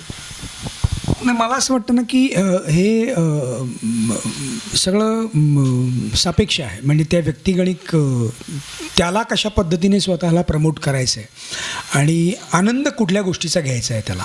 बेसिकली या व्यवसायातनं मिळणाऱ्या पैशाचा आणि त्या एकंदरीत ग्लॅमरचा आनंद घ्यायचा आहे की नट म्हणून माझ्यात होणारी जी ग्रोथ आहे, जी प्रगती आहे आणि त्याच्यातनं मिळणाऱ्या मला ज्या शाबासक्या आहेत त्याचा आनंद घ्यायचा हे त्या नटाने ठरवायला लागतं. असे अनेक नट आहेत की ज्यांना नुसत्याच शाबासक्या मिळतात, तेवढे पैसे मिळत नाहीत बेसिकली, कारण तो प्रयोगच करत असतो नेहमी, तो वेगवेगळे प्रयोग करत राहतो. लोकांना कसं झालं आहे, लोकांना म्हणण्यापेक्षा तो खूप ना शॉर्टकट आणि एक सोपा मार्ग निवडतो की अरे ह्या पाथने मी गेलो तर लोक मला चांगलेच म्हणत आहेत, ओके ठीक आहे ना, ओके. आणि इथे मला एकामागोमाग एक ऑफर्स येत आहेत आणि तेच मी चांगलं करतो. मग त्याच्यात तो फक्त त्याची प्रगती करत राहतो आणि त्याच्या पैशांच्या म्हणजे आकड्यामध्ये झिरो वाढतात, पण शाबासकीच्या ज्या थापा असतात त्या काय तेवढ्या होत नाहीत. नंतर कालांतराने लोक म्हणतात की ठीक आहे, अभि वो वही करणे लगा अभि, आणि ते होतंच बेसिकली. त्यामुळे हे व्यक्तिसापेक्ष आहे. मला असं वाटतं की त्या नटांनी ते ठरवायचं की मला आता एक एवढ्या पिरियडपुरतं मी हे केलं, तर जरा हा वेगळा प्रयोग मी करू. आणि शेवटी ना सर, तुम्हाला त्या पद्धतीच्या ऑफर्स येणं आणि त्याच्यावरती तुम्ही झडप मारणं हे पण फार महत्त्वाचं आहे. कित्येक वेळेला ऑफर्स येतात, पण त्यावेळेला जरा जरी तुम्ही रेंगाळलात तुमच्या विचार करण्यामध्ये की करू की नको, अरे हे सब अच्छा चल रहा आहे, हे वेगळं काहीतरी करायचं आणि हे सगळं दुकान मांडलेलं मोडून जायचं, असा पण विचार येतो बऱ्याच वेळेला. पण आता तुम्ही बघा ना, मास्टर दत्ताराम आणि ही सगळी ती जी त्यावेळेची मंडळी होती ती कायम प्रयोग करत राहिली. मला नेहमी उदाहरणं दिली जायची, म्हणजे मी दत्ताराम बापूंचं पण काम बघितलेलं नाही, पण असं मला सांगायचं की दत्ताराम बापू एवढेसे होते, त्याचे पानाचे छोटे छोटे विडे, एक पानाचे 4 तुकडे करायचे आणि मग त्याचे छोटे छोटे विडे करायचे आणि ते खाण्याची त्यांना वगैरे सवय होती. पण रायगडाला जेव्हा जाग येते मध्ये ॲज अ शिवाजी म्हणून ज्यावेळेला तो एवढासा माणूस ज्यावेळेला रंगमंचावर यायचा, तो अख्खा रंगमंच व्यापून टाकायचा संपूर्ण त्यांच्या संवादफेकीने आणि याने. सो ती जी ताकद आहे त्या ताकदीचा मी पाठपुरावा करत होतो की असा एक हे करता येऊ शकतो का आपल्याकडे, ठीक आहे नाही आहे. आणि याचं सगळं श्रेय मी ज्या दिग्गजांबरोबर मला काम करण्याची संधी मिळाली त्या सगळ्यांना देतो, कारण ती एक स्कूल मला जी ती जागती माझ्याबरोबर काम करताना मला अनुभवायला मिळत होती. म्हणजे मी ज्या वेळेला चाणक्य विष्णुगुप्त केलं त्यावेळेला डॉक्टर लागूंबरोबर डॉक्टर लागू चाणक्य आणि मी चंद्रगुप्त, मी माझे डायलॉग्स विसरायचो कित्येक वेळेला. म्हणजे एक सीन असा होता की डॉक्टर तिकडे त्या ह्याच्यावरती उभे राहून चाणक्याचा तो गेटअप आणि ते बोलत आहेत मला या सगळ्यातून, आणि तिथे चालू आहे आणि मी ते लेवलवरती उभे आहेत आणि मी लेवलच्या खाली इथे उभा आहे आणि चंद्रगुप्त तो असा बघतोय त्यांच्याकडे. तो मला तुम्हाला सांगतो, यू वोंट बिलीव्ह, म्हणजे एक ओंकाराचा स्वर जो आहे तो गाभाऱ्यात असा दुमदुमून ज्यावेळेला बाहेर पडतो, मला सगळं त्यांच्या इथे जाणवायचं. इथला एको माझ्या कानाजवळ मी इथे असायचो, पोटाच्या जवळ माझे कान असायचे, ते जे प्रत्येक शब्द उच्चारायचे आणि म्हणून या सगळ्यात ते मी असं मग काय आहे ही जादू, काय आहे हे. आणि मग मी त्याचा मे बी काय म्हणूया अभ्यास नाही म्हणता येणार, पण मी त्याची प्रॅक्टिस मी करत राहिलो सारखी सारखी, की हे मला करता येऊ शकतं का. मी आत्ता नॉर्मल बोलतो आहे, पण मी ज्यावेळेला भाऊसाहेब पेशवा म्हणून येईन किंवा मला एखादं स्वगत म्हणायचं असेल तर त्यावेळेला शेवटी स्वर आणि तुमचा तो कनेक्ट प्रेक्षकाचा हा एक झाला पाहिजे.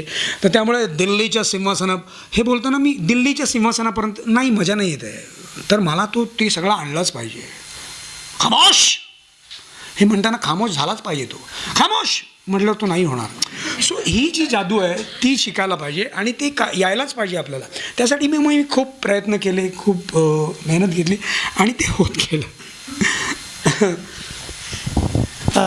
तुम्ही मनकवडे आहात असं वाटतं मला, कारण तुम्ही जेव्हा बोलत होता तेव्हा माझ्या मनात प्रश्न येत होता आणि तुम्ही तो उच्चारला सुद्धा. तो मी आणखीन पुढे नेतो, म्हणजे मला त्याच्यावर ऐकायला मिळेल की गाण्यामध्ये आमच्या कसं असतं की सिलेबस असतो, बरोबर, की इतके हे राग, त्याचं हे चलन, अमुक तमुक असं, आणि त्याच्यामुळे त्याची साधना करणं. ह्या बसल्यात समोर, त्यांचं नंतर सेशन आहे तेव्हा त्या पलटवार करतील माझ्यावर. पण एका बाबतीत एका दृष्टीने सोपं असतं, कारण सिलेबस आहे. बरोबर. सुरात सूर लागला पाहिजे, तालावर कमांड आली पाहिजे, मग न बघता तालाकडे तालात बरोबर आलं पाहिजे. हे सगळे त्याचे पॅरामीटर्स दिले, तर ते पॅरामीटर्स तुम्ही अचीव करत गेलात की तुम्ही ग्रॅज्युएशन, पोस्ट ग्रॅज्युएशन असं. तसं अभिनयात काय आहे का, नाही आहे मला वाटतं. मग तुम्ही अभिनयाची साधना कशी करता?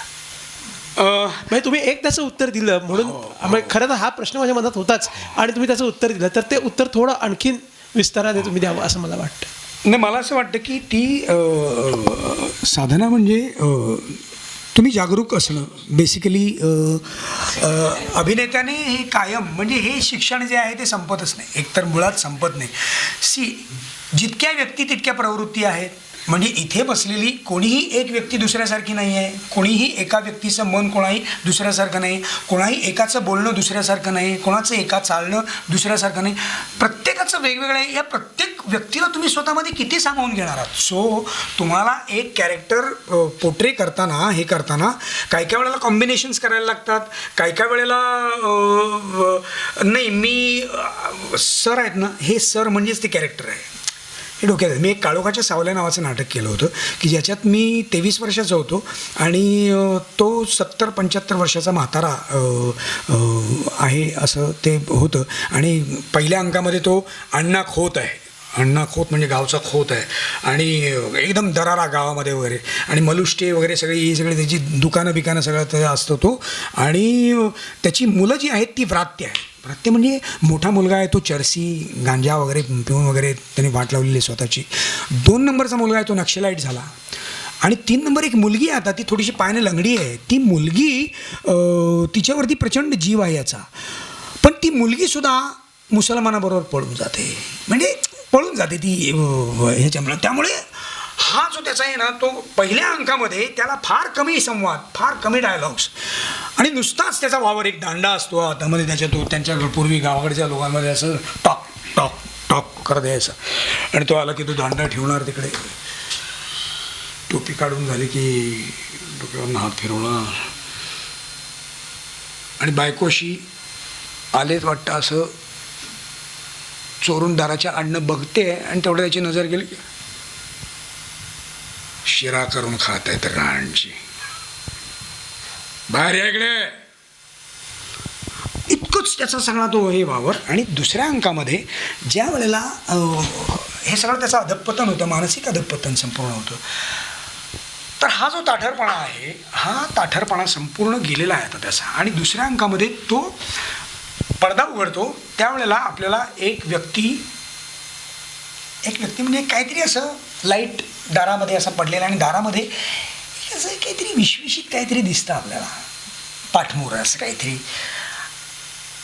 आणि बायको तिकडनं विहिरीवरनं पाणी घेऊन येते, आणि ती बायको तिथपर्यंत दारापर्यंत येते, आणि अहो ते धडशे शालूचे चिंध्या काय करताय असं करून त्याला ओढतो. आणि ती जी व्यक्ती म्हणजे हा तो अण्णा खोत आहे. गव्हाचं भरलेलं पोतं असतं, त्या पोत्यातनं धान्य काढून झाल्यानंतर जसं ते गळागोळा झालेलं जे पोतं असतं तसं ते दिसतंय आपल्याला. आणि तो असा सरकं परत पोराने तंगडं तोडून ठेवलेलं आहे त्याचा आता मधल्या अशा अवस्थेत तो असा येतो या स्टेजच्या डाव्या बाजूला. आणि पहिला स्वर त्याचा ज्यावेळेला निघतो त्यावेळेला लोकांच्या फार विचित्र रिॲक्शन यायच्या. मला काही काम नाही ना, काय काम नाही, काही चिंता करतो. आणि असं झालेलं आहे तो संपूर्ण. सो हे जे ट्रान्सफॉर्मेशन आहे आता हे कुठे दोन्ही काही मी अनुभवलेलं नाही, काही पाहिलेलं नाही किंवा त्याच्यावरचं जे दुःख आहे त्याचे हे काय मी 23व्या वर्षी काय पण मी माझ्या वडिलांना ऑब्झर्व करायचो. पहिला खोत जो आहे तो करताना मी माझ्या वडिलांना ऑब्झर्व करायचो. मग मी बारीक गोष्टी की त्याच्यात एक सीन होता की ते अंघोळ करून ज्यावेळेला दुसऱ्या अंकात त्याचा पाय मोडला आहे पण ते गडी त्याला घेऊन येतात. तर माझ्या वडिलांना गरम इतकं पाण्याने आंघोळ करायचं. एक तर मी कधी आयुष्यात गरम पाण्याने आंघोळ पण ते प्रचंड गरम पाण्याने आंघोळ करायचे. आणि आंघोळ करून आले की नाही की दमायचे, खूप जमायचे. म्हणजे असं त्यांचं व्हायचं. तर मग मी हे सगळं जे आहे ते मी त्या कॅरेक्टरला वापरायला सुरुवात केली की तो आला आहे तर त्यावेळेला त्याला ते उचलून घेऊन आलेत त्याला, ते सगळे लंगडत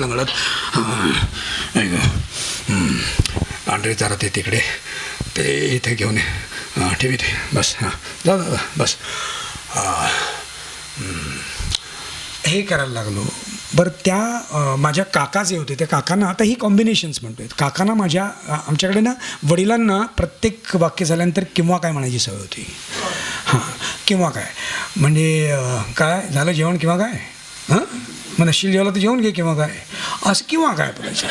आणि आमचे काका गावावरनं आले की त्यांना हां असं करायचं होतं. आता हे जे काय सगळं चाललेलं आहे हां हे सगळं फार विचित्र आहे. हां तर आम्ही लहानपणी ह्यांचे किंवा काय आणि ह्यांचे हां हे आम्ही मोजायचो. हे काय कॉम्बिनेशन कळलं की नाही की जुगलबंदी दोघांची असायची आणि खूप मजा यायची आम्हाला.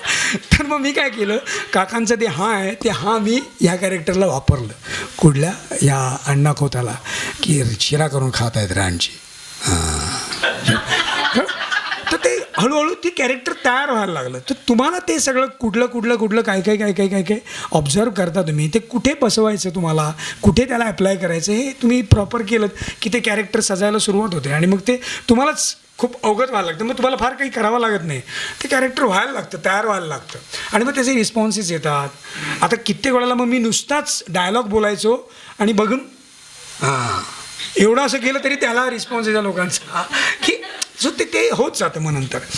सो ही अशा पद्धतीने कॅरेक्टर्स तयार होतात. आणि मला ना जसं संहिता आपण म्हणतो तसं काही संहिता ज्या आहेत त्या कालातीत असतात बेसिकली. म्हणजे मला आता खूप मोह होतं, किती वेळ झाला मला माहीत नाही.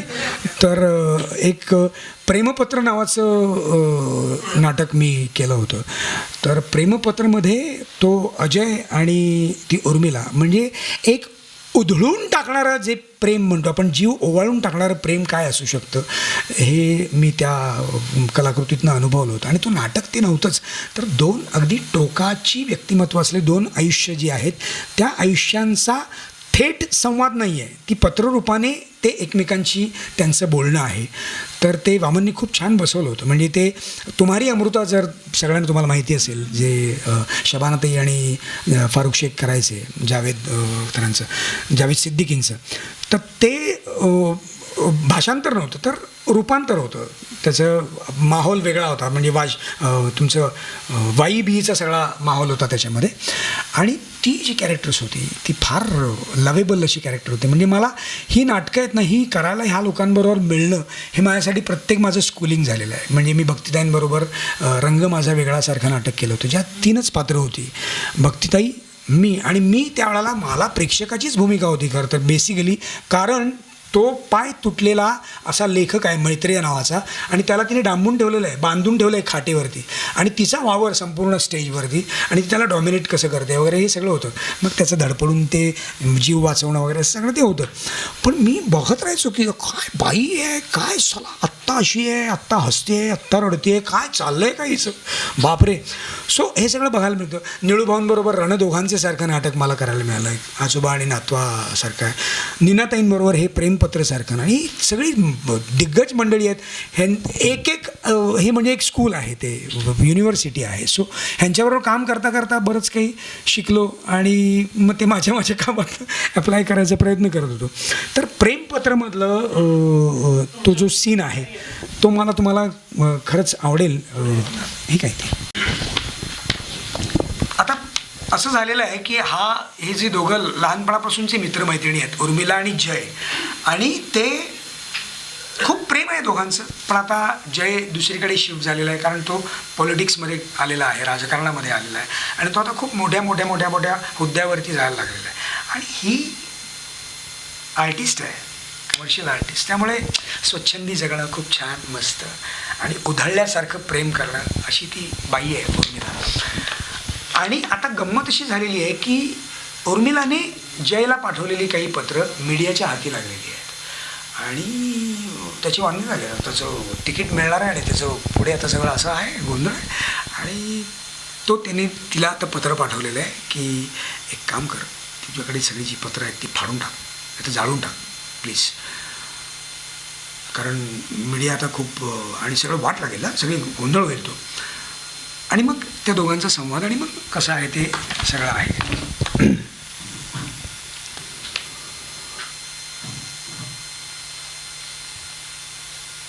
प्रति मुंबई प्रेषक वाई, तुझी कोरी पत्र मिळाली, पण त्यामागच्या भावना समजून घेण्याच्या मनस्थितीत मी सध्या तरी नाही. माझ्याविरुद्ध सगळीकडून रान उठलं आहे, कधी जाळ्यात अडकवतील नेम नाही. आपलं म्हणवणाऱ्या माणसांचे खरे चेहरे कसे विद्रूप आहेत याचा प्रत्येक क्षणाक्षणाला येतो आहे. राजकारणात कोणी कोणाचं नसतं हेच खरं. खूप उलटसुलट विचार केल्यानंतर आता एकच रस्ता समोर दिसतोय. तू मला लिहिलेली पत्र त्यांच्या हाती लागली आहेत, पण मी लिहिलेलं एक जरी पत्र त्यांच्या हाती लागलं तर मग मी संपलो. सो प्लीज उर्मिला, प्लीज थोडं मन घट्ट कर, कठोर कर. नाईलाज आहे माझा, पण या पत्रासकट मी लिहिलेली सगळीच्या सगळी पत्र ताबडतोब जाळून टाक. दुर्दैवाने तुझे माझे असलेले संबंध मला जाहीरपणे नाकारावे लागत आहेत. पत्रकारांच्या हाती लागलेला पत्रव्यवहार हा एकतर्फी असून त्याच्याशी माझा काहीही संबंध नाही असं चित्र उभं करावं लागेल. त्यासाठी पत्र पाठवणारी बाई भ्रमिष्ठ असल्याचंही सिद्ध करावं लागेल. ते फारसा अवघड आहे असं नाही. तुझे यापूर्वीचे मानसोपचार तज्ज्ञांचे रिपोर्ट्स, प्रिस्क्रिप्शन्स, सर्टिफिकेट्स मी मिळवले आहेत. तू मात्र पत्राचं तेवढं बघ. जय. पत्र जाळून टाकू? शुद्धीत आहेस ना जय? अरे तुझ्यातल्या त्या गलिच्छ राजकारणाबरोबर तू इतका वाहवत जाशील असं स्वप्नातही आलं नव्हतं माझ्या. पत्रातून फुलत गेलेल्या आपल्या मैत्रीला जरा जरी धक्का लागला तरी अख्खं जग जाळायला निघशील असं वाटायचं मला. आणि तू मला इतक्या सहजपणे सांगून मोकळा झालास की पत्र जाळून टाक. अरे तुला ही पत्र म्हणजे काही शासकीय फतवे वाटले तुझे, की फिरली लहर आणि टाकले कचऱ्याच्या कुंडीत? हां जय, अरे ती पत्र म्हणजे शब्दांची निर्जीव चिटोरी नाही आहेत रे. तो श्वास आहे माझा. माझ्या भरगटल्या वाटेवर त्या पत्रांचं बोट धरून चालवलं नसतं तर तुझी उर्मिला आज कुठे हरवून गेली असती. नाही जय, खोटं का होईना, पण तू माझी थट्टा करत होतास सली. माझा जय असा गेंड्याच्या कातडीसारखा निगरकट्ट नाही असू शकत. प्लीज जय, प्लीज लिही. जरा थंड डोक्याने विचार कर उर्मिला. आपण एकमेकांना आयुष्यभर लिहिलेली पत्र ही आपल्या नात्याचा प्राण आहे. हे मला कळत नाही असं का वाटतंय तुला? पण आज त्या पत्रांमुळे जर आपल्या नात्याचे धिंडवडे निघणार असतील, तर ती पत्रच आपल्या मैत्रीची लखतरं वेशीवर टांगणार असतील. या पत्रांमुळे जर आपण जीवापाड जपलेलं आपलं विश्वच उद्ध्वस्त होणार असेल, तर त्या पत्रांची राख झालेलीच बरी नाही का?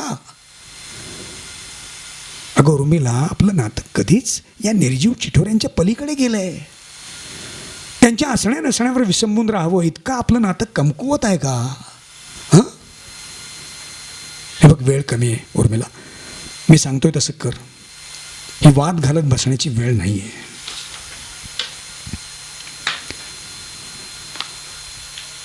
आजवर लोकांची पर्वा मी कधी केलीच नाही आणि करणारी नाही. आपली मैत्री ही आपल्या दोघांच्या जगापुरती आहे असं म्हणतोस ना तू? येस, आहेच. त्या जगात इतर कोणालाच काय, पण आता तुला सुद्धा येण्याची, डोकावण्याची परवानगी नाही, मिळणार नाही. कारण तू आता जय राहिलेला नाही आहेस. जय तो मला पत्रातनं भेटत होता, तो जय आणि तू आता एकमेकांपासून अत्यंत भिन्न, वेगळे आणि टोकाचे झाले आहात. आज तुझं पत्र वाचताना मला जाणवलं की पाचगणीला मला भेटायला आलेला जय तो तू होतास. माझा जय डोंगर उतरणीवरच कुठेतरी दूर राहून गेला होता. पत्र जाळून टाकण्याचा वेडेपणा मी कधीच करणार नाही, कारण तुझ्या राजकारणातल्या गणितातली मी निर्जीव संख्या नाही आहे की जिला हवं तेव्हा तू अधिक करू शकतोस, हवं तेव्हा वजा करू शकतोस. आणि काय काय काय काय नष्ट करू रे मी? काय काय जाळू? तुझ्या डोळ्यांना माझं परिराणीसारखं दिसणं, की रंगपंचमीला मला चिंब भिजवणं, आमराईतल्या थंड सावलीत तासन तास खेळलेल्या सुरपारंब्या, की चिठ्ठ्यांची अदलाबदल करताना झालेले चोरटे स्पर्श, तुझं छोट्यातलं छोटं यश, बारीक सारीक अपयश सुद्धा सर्वात आधी माझ्यापर्यंत पोहोचवणारी तुझी अधीरता, ती पुसून टाकू?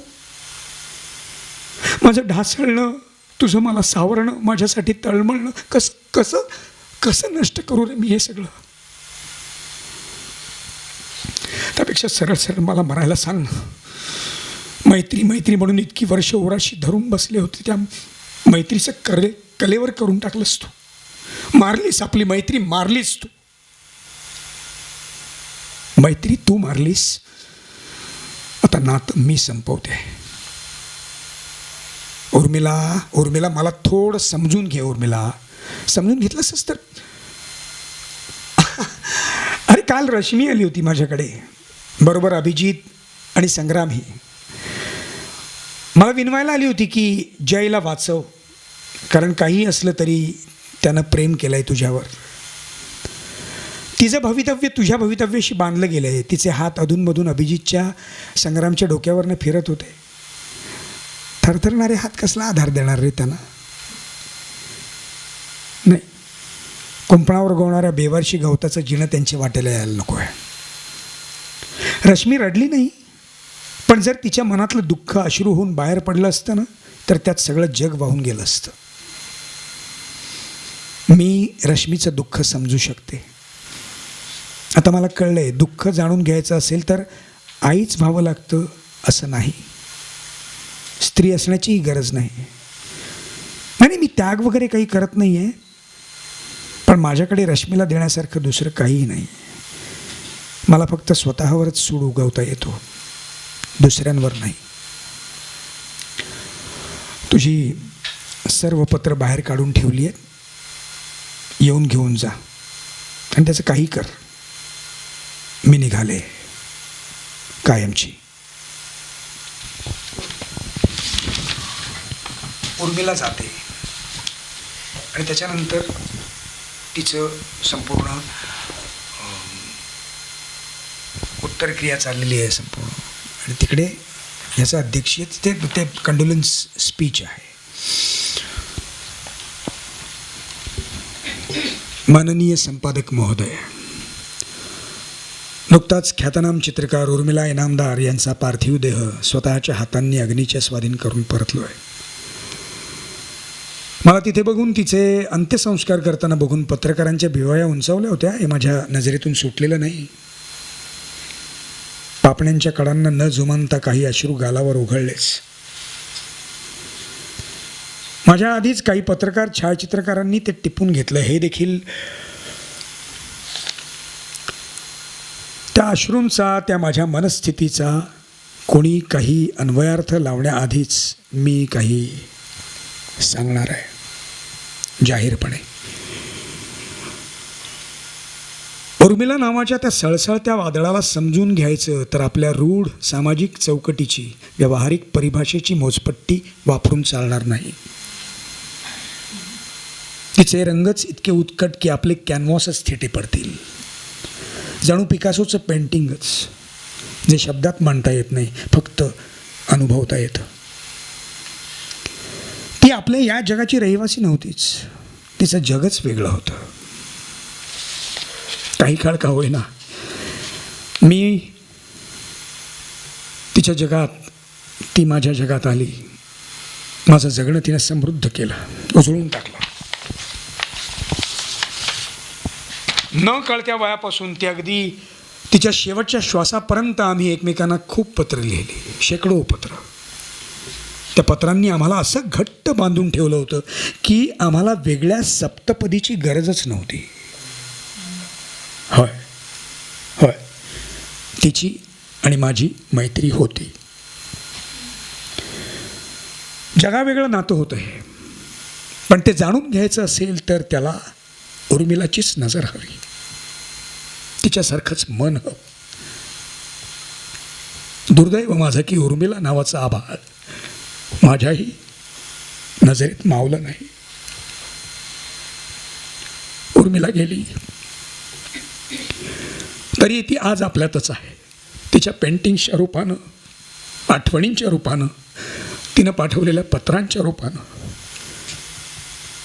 आणि ती सगळी पत्र मी जीवापाड जपणार आहे.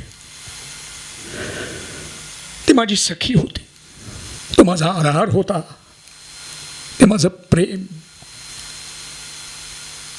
माझं सर्वस्व होतं. असं ते एकंदरीत हे होतं.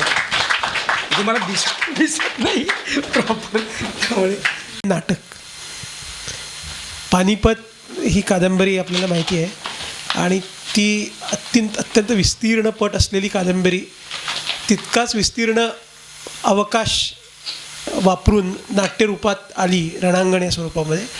तर त्या रणांगणमधलं अतिशय गाजलेलं असं एक स्वगत आहे. तर मला वाटतं आपण ते रणांगणचं स्वगत पुन्हा, मला वाटतं रणांगण पण वामन केंद्रांचंच दिग्दर्शन आहे आणि मोहन वाघांची निर्मिती. आणि मला वाटतं त्याच्याबरोबर पणशीकर, प्रभाकर पणशीकर नव्हते, फक्त मोहन वाघांचं चंद्रलेखाची निर्मिती होती आणि विश्वास पाटलांनीच स्वतः लिहिलेलं होतं. म्हणजे आम्ही जो नाटकाचा प्रयोग सादर करायला सुरुवात केली तो म्हणजे एक लेखक आणि मी सांगतो जरा, म्हणजे तुम्हाला थोडा विराम मिळेल आणि फक्त स्वगत आहे तेवढं तुम्ही सांगू शकाल. ती कादंबरी होती आणि म्हणजे आहे, आणि त्या कादंबरीचं नाट्य रूपांतर करायचं तर वामन केंद्रे आणि मोहन वाघ आणि विश्वास पाटील आणि अविनाश नारकरसुद्धा त्यातले बरेचसुद्धा, अशा अनेक महिने त्याच्यावरती काम, अनेक ड्राफ्ट्स त्याचे झाले. कारण खूप वेगळ्या पद्धतीने ते नाटक सादर करायचं होतं. नेहमी नाटक मंचावरती सादर केलं जातं, मंच चौकोनी असतो किंवा अर्धगोल असतो आणि त्याच्यासमोर गोल अर्धगोलात किंवा समोर लोक बसलेले असतात.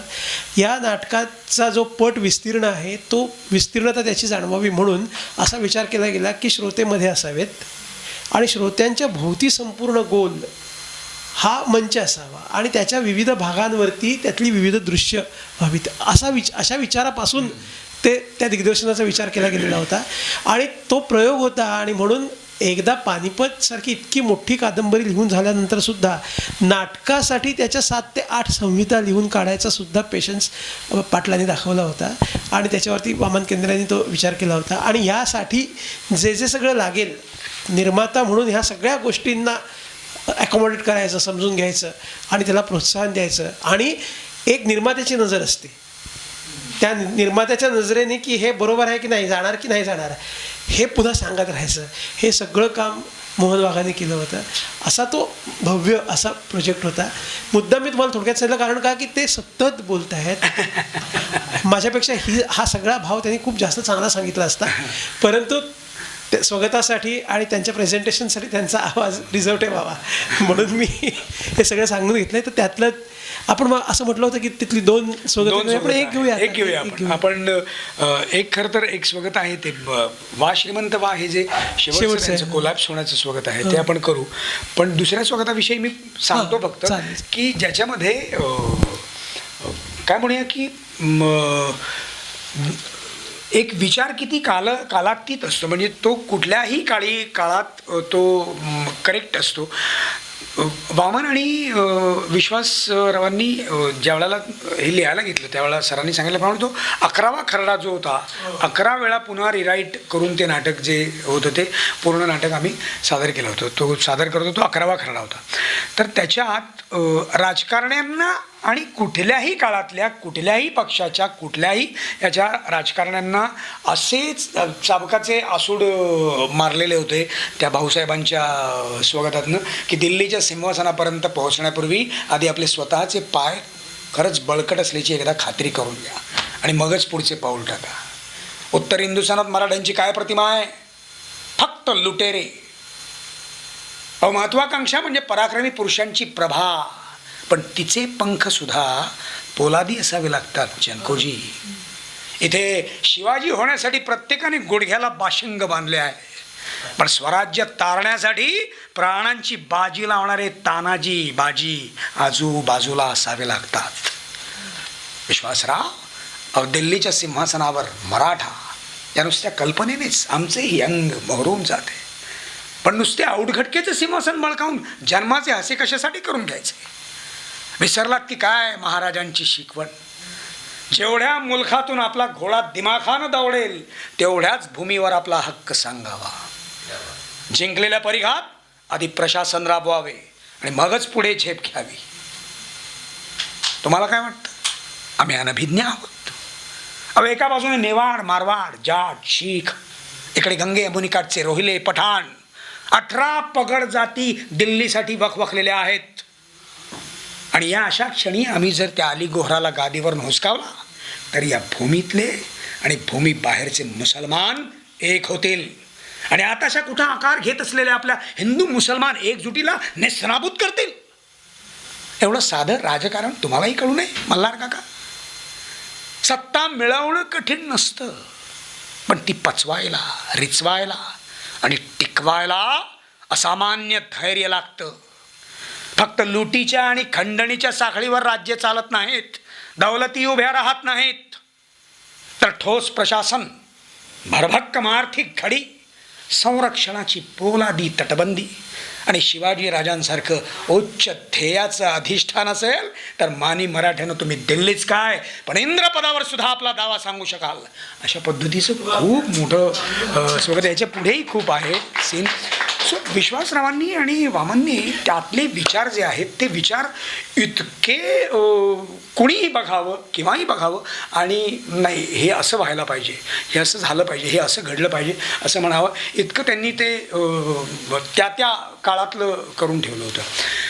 तर आपण आता ते शेवटचं भाऊसाहेबांचं स्वगत जे आहे की भाऊसाहेबांनी एकतर 1.5 लाखाचं सैन्य घेऊन वाताहत झालेली आहे. अहमद शाह अब्दालीने सगळीकडनं त्यांची रसद तोडली आहे, पाणी तोडलं आहे, अमुक आहे आणि आता हे सैन्य पिचलं आहे कम्प्लीट. आता त्याच्यातला त्राण गेलेला आहे संपूर्ण आणि तरी त्याच्यात प्राण फुंकण्याचं काम भाऊसाहेब करतायत की चला चला तुम्ही असेच एक वा आपण अमुक करूया, आपण गोवर्धनासारखा हिमालय देखील आपल्या करंगळीवर उचलून घेऊ, अमुक करू तमुक करू म्हणून त्यांना सगळं सांगतायत संपूर्ण आणि त्यांना उत्तेजित करतायत, उल्हासित करतायत, त्यांना ताजंतवानं करण्याचा प्रयत्न करतायत. आणि अचानक कोल्हटकर नावाचे जे त्यांचे हे होते ते तिकडनं भाऊसाहेब भाऊसाहेब श्रीमंत श्रीमंत श्रीमंत. गोष्ट अशी होती की भाऊसाहेबांचं म्हणणं असं होतं की जर श्रीमंत तिकडनं रसद घेऊन आले आणि आपण इकडून आणि दक्षिण तिकडून श्रीमंत आले तर मधल्यामध्ये त्या अब्दालीची दामटी करू आपण आणि त्याचा खात्मा करू असं त्यांचा सगळा प्लॅन असतो. पण श्रीमंत त्यात या स्वगतामध्ये तुम्हाला कळेल श्रीमंत श्रीमंत करत येतात, तेवढ्यात सगळ्यांना असं वाटतं की अरे श्रीमंत श्रीमंत बोंबलत आहे, म्हणजे श्रीमंत आले म्हणून सगळी आरडाओरड सुरू होतं, अरे श्रीमंत आले श्रीमंत आले श्रीमंत आले. आणि कोल्हटकर समोर येतात, भाऊसाहेब भाऊसाहेब श्रीमंत नाही आले, पण त्यांचे शुभमंगल झाले, आणि तेही एका 9 वर्षाच्या मुलीशी.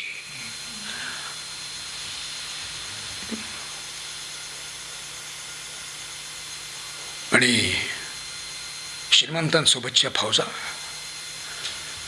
त्या देखील तिथे होळी झालेली आहे, जेवणावळी उधळल्या आहेत तिकडे, आणि अमुक तमुक वगैरे सगळं सांगतात तिकडे. आणि इथे भाऊसाहेबांच्या शरीरातलं सगळं प्राण संपून जातो, हातातली तलवार कोसळते हात.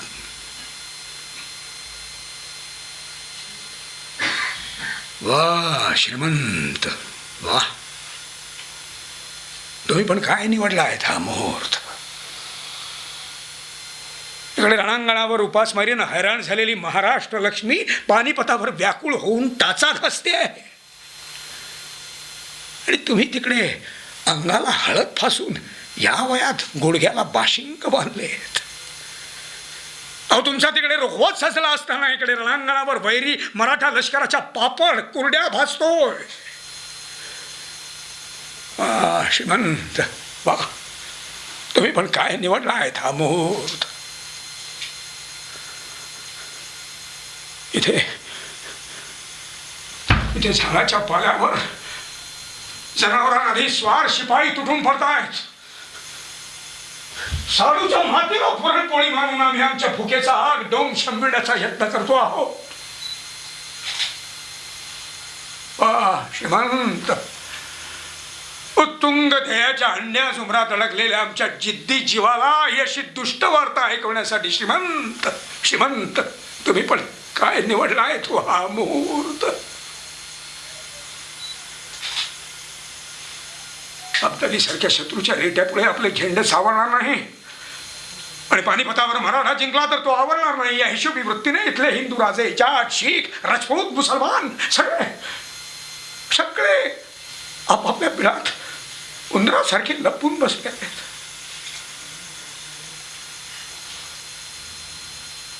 तरीही जिद्दीचा ज्वालामुखी छेदवीत आम्ही इथे ठाण मांडून बसलो आहोत. श्रीमंत, मृत्यूची भीती तरी कोणाला. अहो मरण म्हणजे मनुष्य देहाच्या दरवाजावरले अखेरचे तोरण. जगरीत मेल्या मुर्द्याचाही हळद कुंकवाने मळवट भरते, मात्र आमचे जिवंत देह आसुसले होते राष्ट्राभिमानासाठी आगीत रक्त स्नान करायला. आपण येत आहात या भुलीवर जरी आम्हाला गुंग ठेवले असते तरी या रिकाम्या पोटाने त्या गिलच्याला यमुने गाडला असता. हो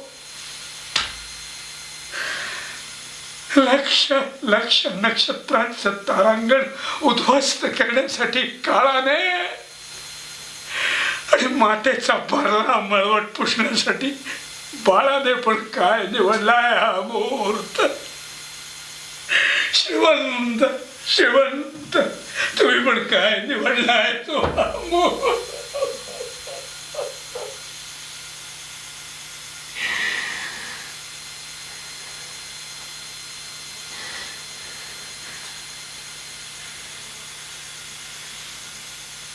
आता ढासळोत कितीही अरिष्टांचे डोंगर,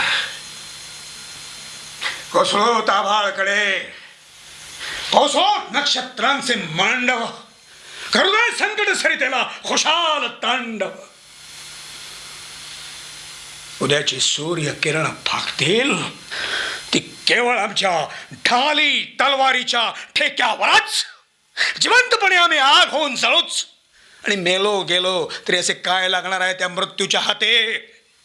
अरे ओढेल तो आमचे रक्ताळलेले मुर्दे, मात्र ताळाच्या पाठीवर उठतील स्फूर्तीच्या लक्ष लक्ष रांगोळ्या.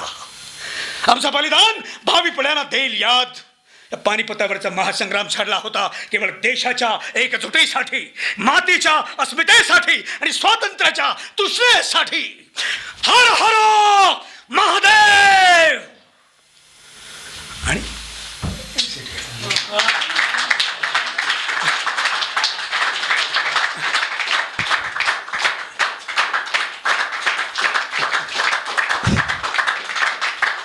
तुम्ही तक्षकची पुनर्निर्मिती केली ती ह्या रणांगण नंतर का आधी?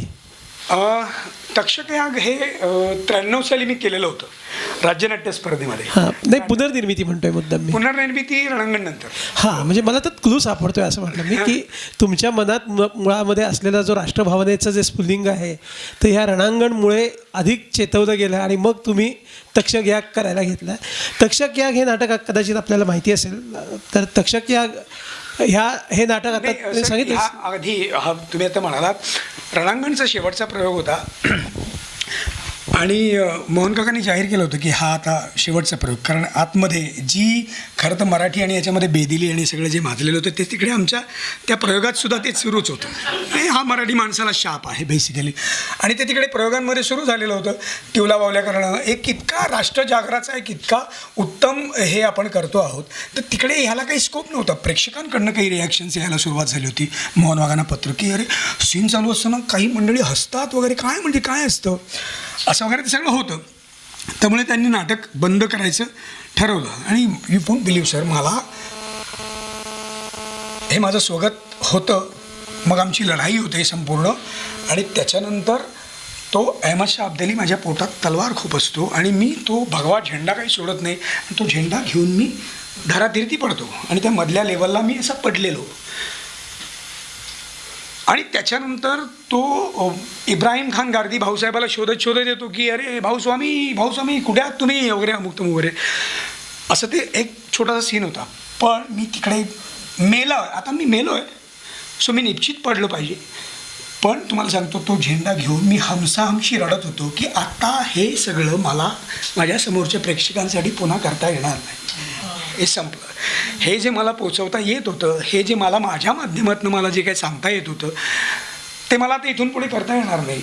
सो मी अक्षरशः असा इतका उडत होतो संपूर्ण त्या ह्याच्यामध्ये, इतकं मला सद्गतीत झालं होतं. सो मला असं वाटतं तुम्ही म्हणताय ते करेक्ट आहे की त्याच्यामुळेच तक्षक याचं हे डोक्यात आलं. आणि मी ते प्रलय मयेकरांचं हे नाटक आहे आणि ते तुम्ही 93 साली प्रथम केलं होतं. परंतु पुन्हा काय होतं की कुठची कलाकृती त्या काळाच्या संदर्भात पुन्हा वेगळा अर्थ सांगायला लागते.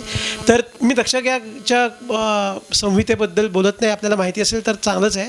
पण मला माहिती आहे म्हणजे आपल्याला नक्की माहीत असेल, कारण नाटकातलं अतिशय कमीत कमी मला माहीत असतं. पण आता जे अविनाश या ठिकाणी स्वगत सादर करणार आहेत त्यातनं तुम्हाला तक्षक याग काय हे नक्की कळेल. हो, आणि या कार्यक्रमाची सांगता आपण या सोबताने करू. मग तक्षक याग बऱ्याच वेळेला मला असं विचारलं तक्षक याग काय तक्षक याग. तर महाभारतामध्ये राजा जनमेजय जो होता त्याच्या वडिलांना तक्षकाने एका तक्षक नावाच्या सर्पाने म्हणून सर्प सत्र केलं होतं. हां, तेच तक्षक याग. तर आता मग तो म्हणाल की शोधा तो कुठे आहे तो तक्षक असं त्याने सांगितलं. आता शोधणार कुठे, साप तर सगळे सारखेच दिसत आहेत. म्हणून त्याने सांगितलं की जे जे विषारी सर्प आहेत ना, डंख मारणारे ते विषारी सर्प, त्या सगळ्यांना घेऊन या, मी हा मोठा यज्ञ तयार करतोय, त्या यज्ञात आणून त्यांना टाका. सो त्यातनं त्या नाटकातनं असं सांगायचं होतं की राष्ट्राच्या एकसंधतेला, राष्ट्राच्या एकीकरणाला दंश करणारे, डंख मारणारे जे जे कोणी विषारी सर्प असतील त्या सगळ्यांना या यज्ञात जाळून आपण भस्मसात केलं पाहिजे. असा हा तक्षक याग आपल्याला प्रत्येकाच्या मनामध्ये चेतवला जायला पाहिजे असं त्यांचं म्हणणं होतं मयेकरांचं त्या नाटकाच्या माध्यमातून. मग ते रोज आपण जे बघतो भ्रष्टाचार, अत्याचार सगळे जे आहेत यांना जर त्याचं समूळ उच्चाटन आपल्याला करायचं असेल तर प्रत्येक भारतीय म्हणून प्रत्येकाच्या नागरिकाच्या मनामध्ये एक विचार अगदी खोलवर रुतायला पाहिजे की लढेन मी शस्त्रानेच, पण शस्त्र विवेक न सोडता. मोडेन मी कायदा हे न्यायाच्या प्रतिष्ठेसाठी. हिंसा घडेल हिंस्र हिंसकांच्या नाशासाठी. आम्ही हो धर्मवेडे, धर्मवेड्यांच्या संहारासाठी. हो थोडे असंस्कृत, संस्कृतीच्या रक्षणासाठी. आता राष्ट्रनिष्ठाच इतकी कडवी, इतकी जाज्वल्य व्हायला हवी की दहशतवाद्यांना राष्ट्रनिष्ठांचीच दहशत वाटायला हवी. माझा धर्म मेला तरी 72, पण हे राष्ट्र एकसंध राहायला हवं आणि या मातीतून रुजून आलेली आमची संस्कृती जगायला हवी, जगवायला हवी. आणि त्यासाठी एक तक्षकयाग असाच धगधगत राहायला हवा. उद्या एखादा महाकाल या भूमीशी बेईमान झाला तर त्याची ही आहुती या यज्ञामध्ये पळायला हवी. नीती निर्बंध मोडणारा असो कुठल्याही धर्माचा, तो या यज्ञाला समर्पित व्हायलाच हवा. जे या मातीत राहत आहेत त्यांनी या मातीवर प्रेम करायला शिकायला हवं. कारण ही मातीच तुम्हाला अन्न देते, तुमच्या श्वासांना प्राणवायू देते.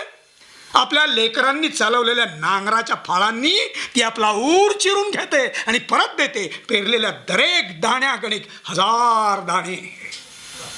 म्हणूनच तिने न मागता तुम्ही तिला द्यायला हवी निष्ठा. ज्यांना राष्ट्रनिष्ठा मान्य नसेल त्यांनी हे राष्ट्र सोडायला हवं. कारण राष्ट्र हाच महाकाल आहे, राष्ट्र हीच आदिमाता आहे.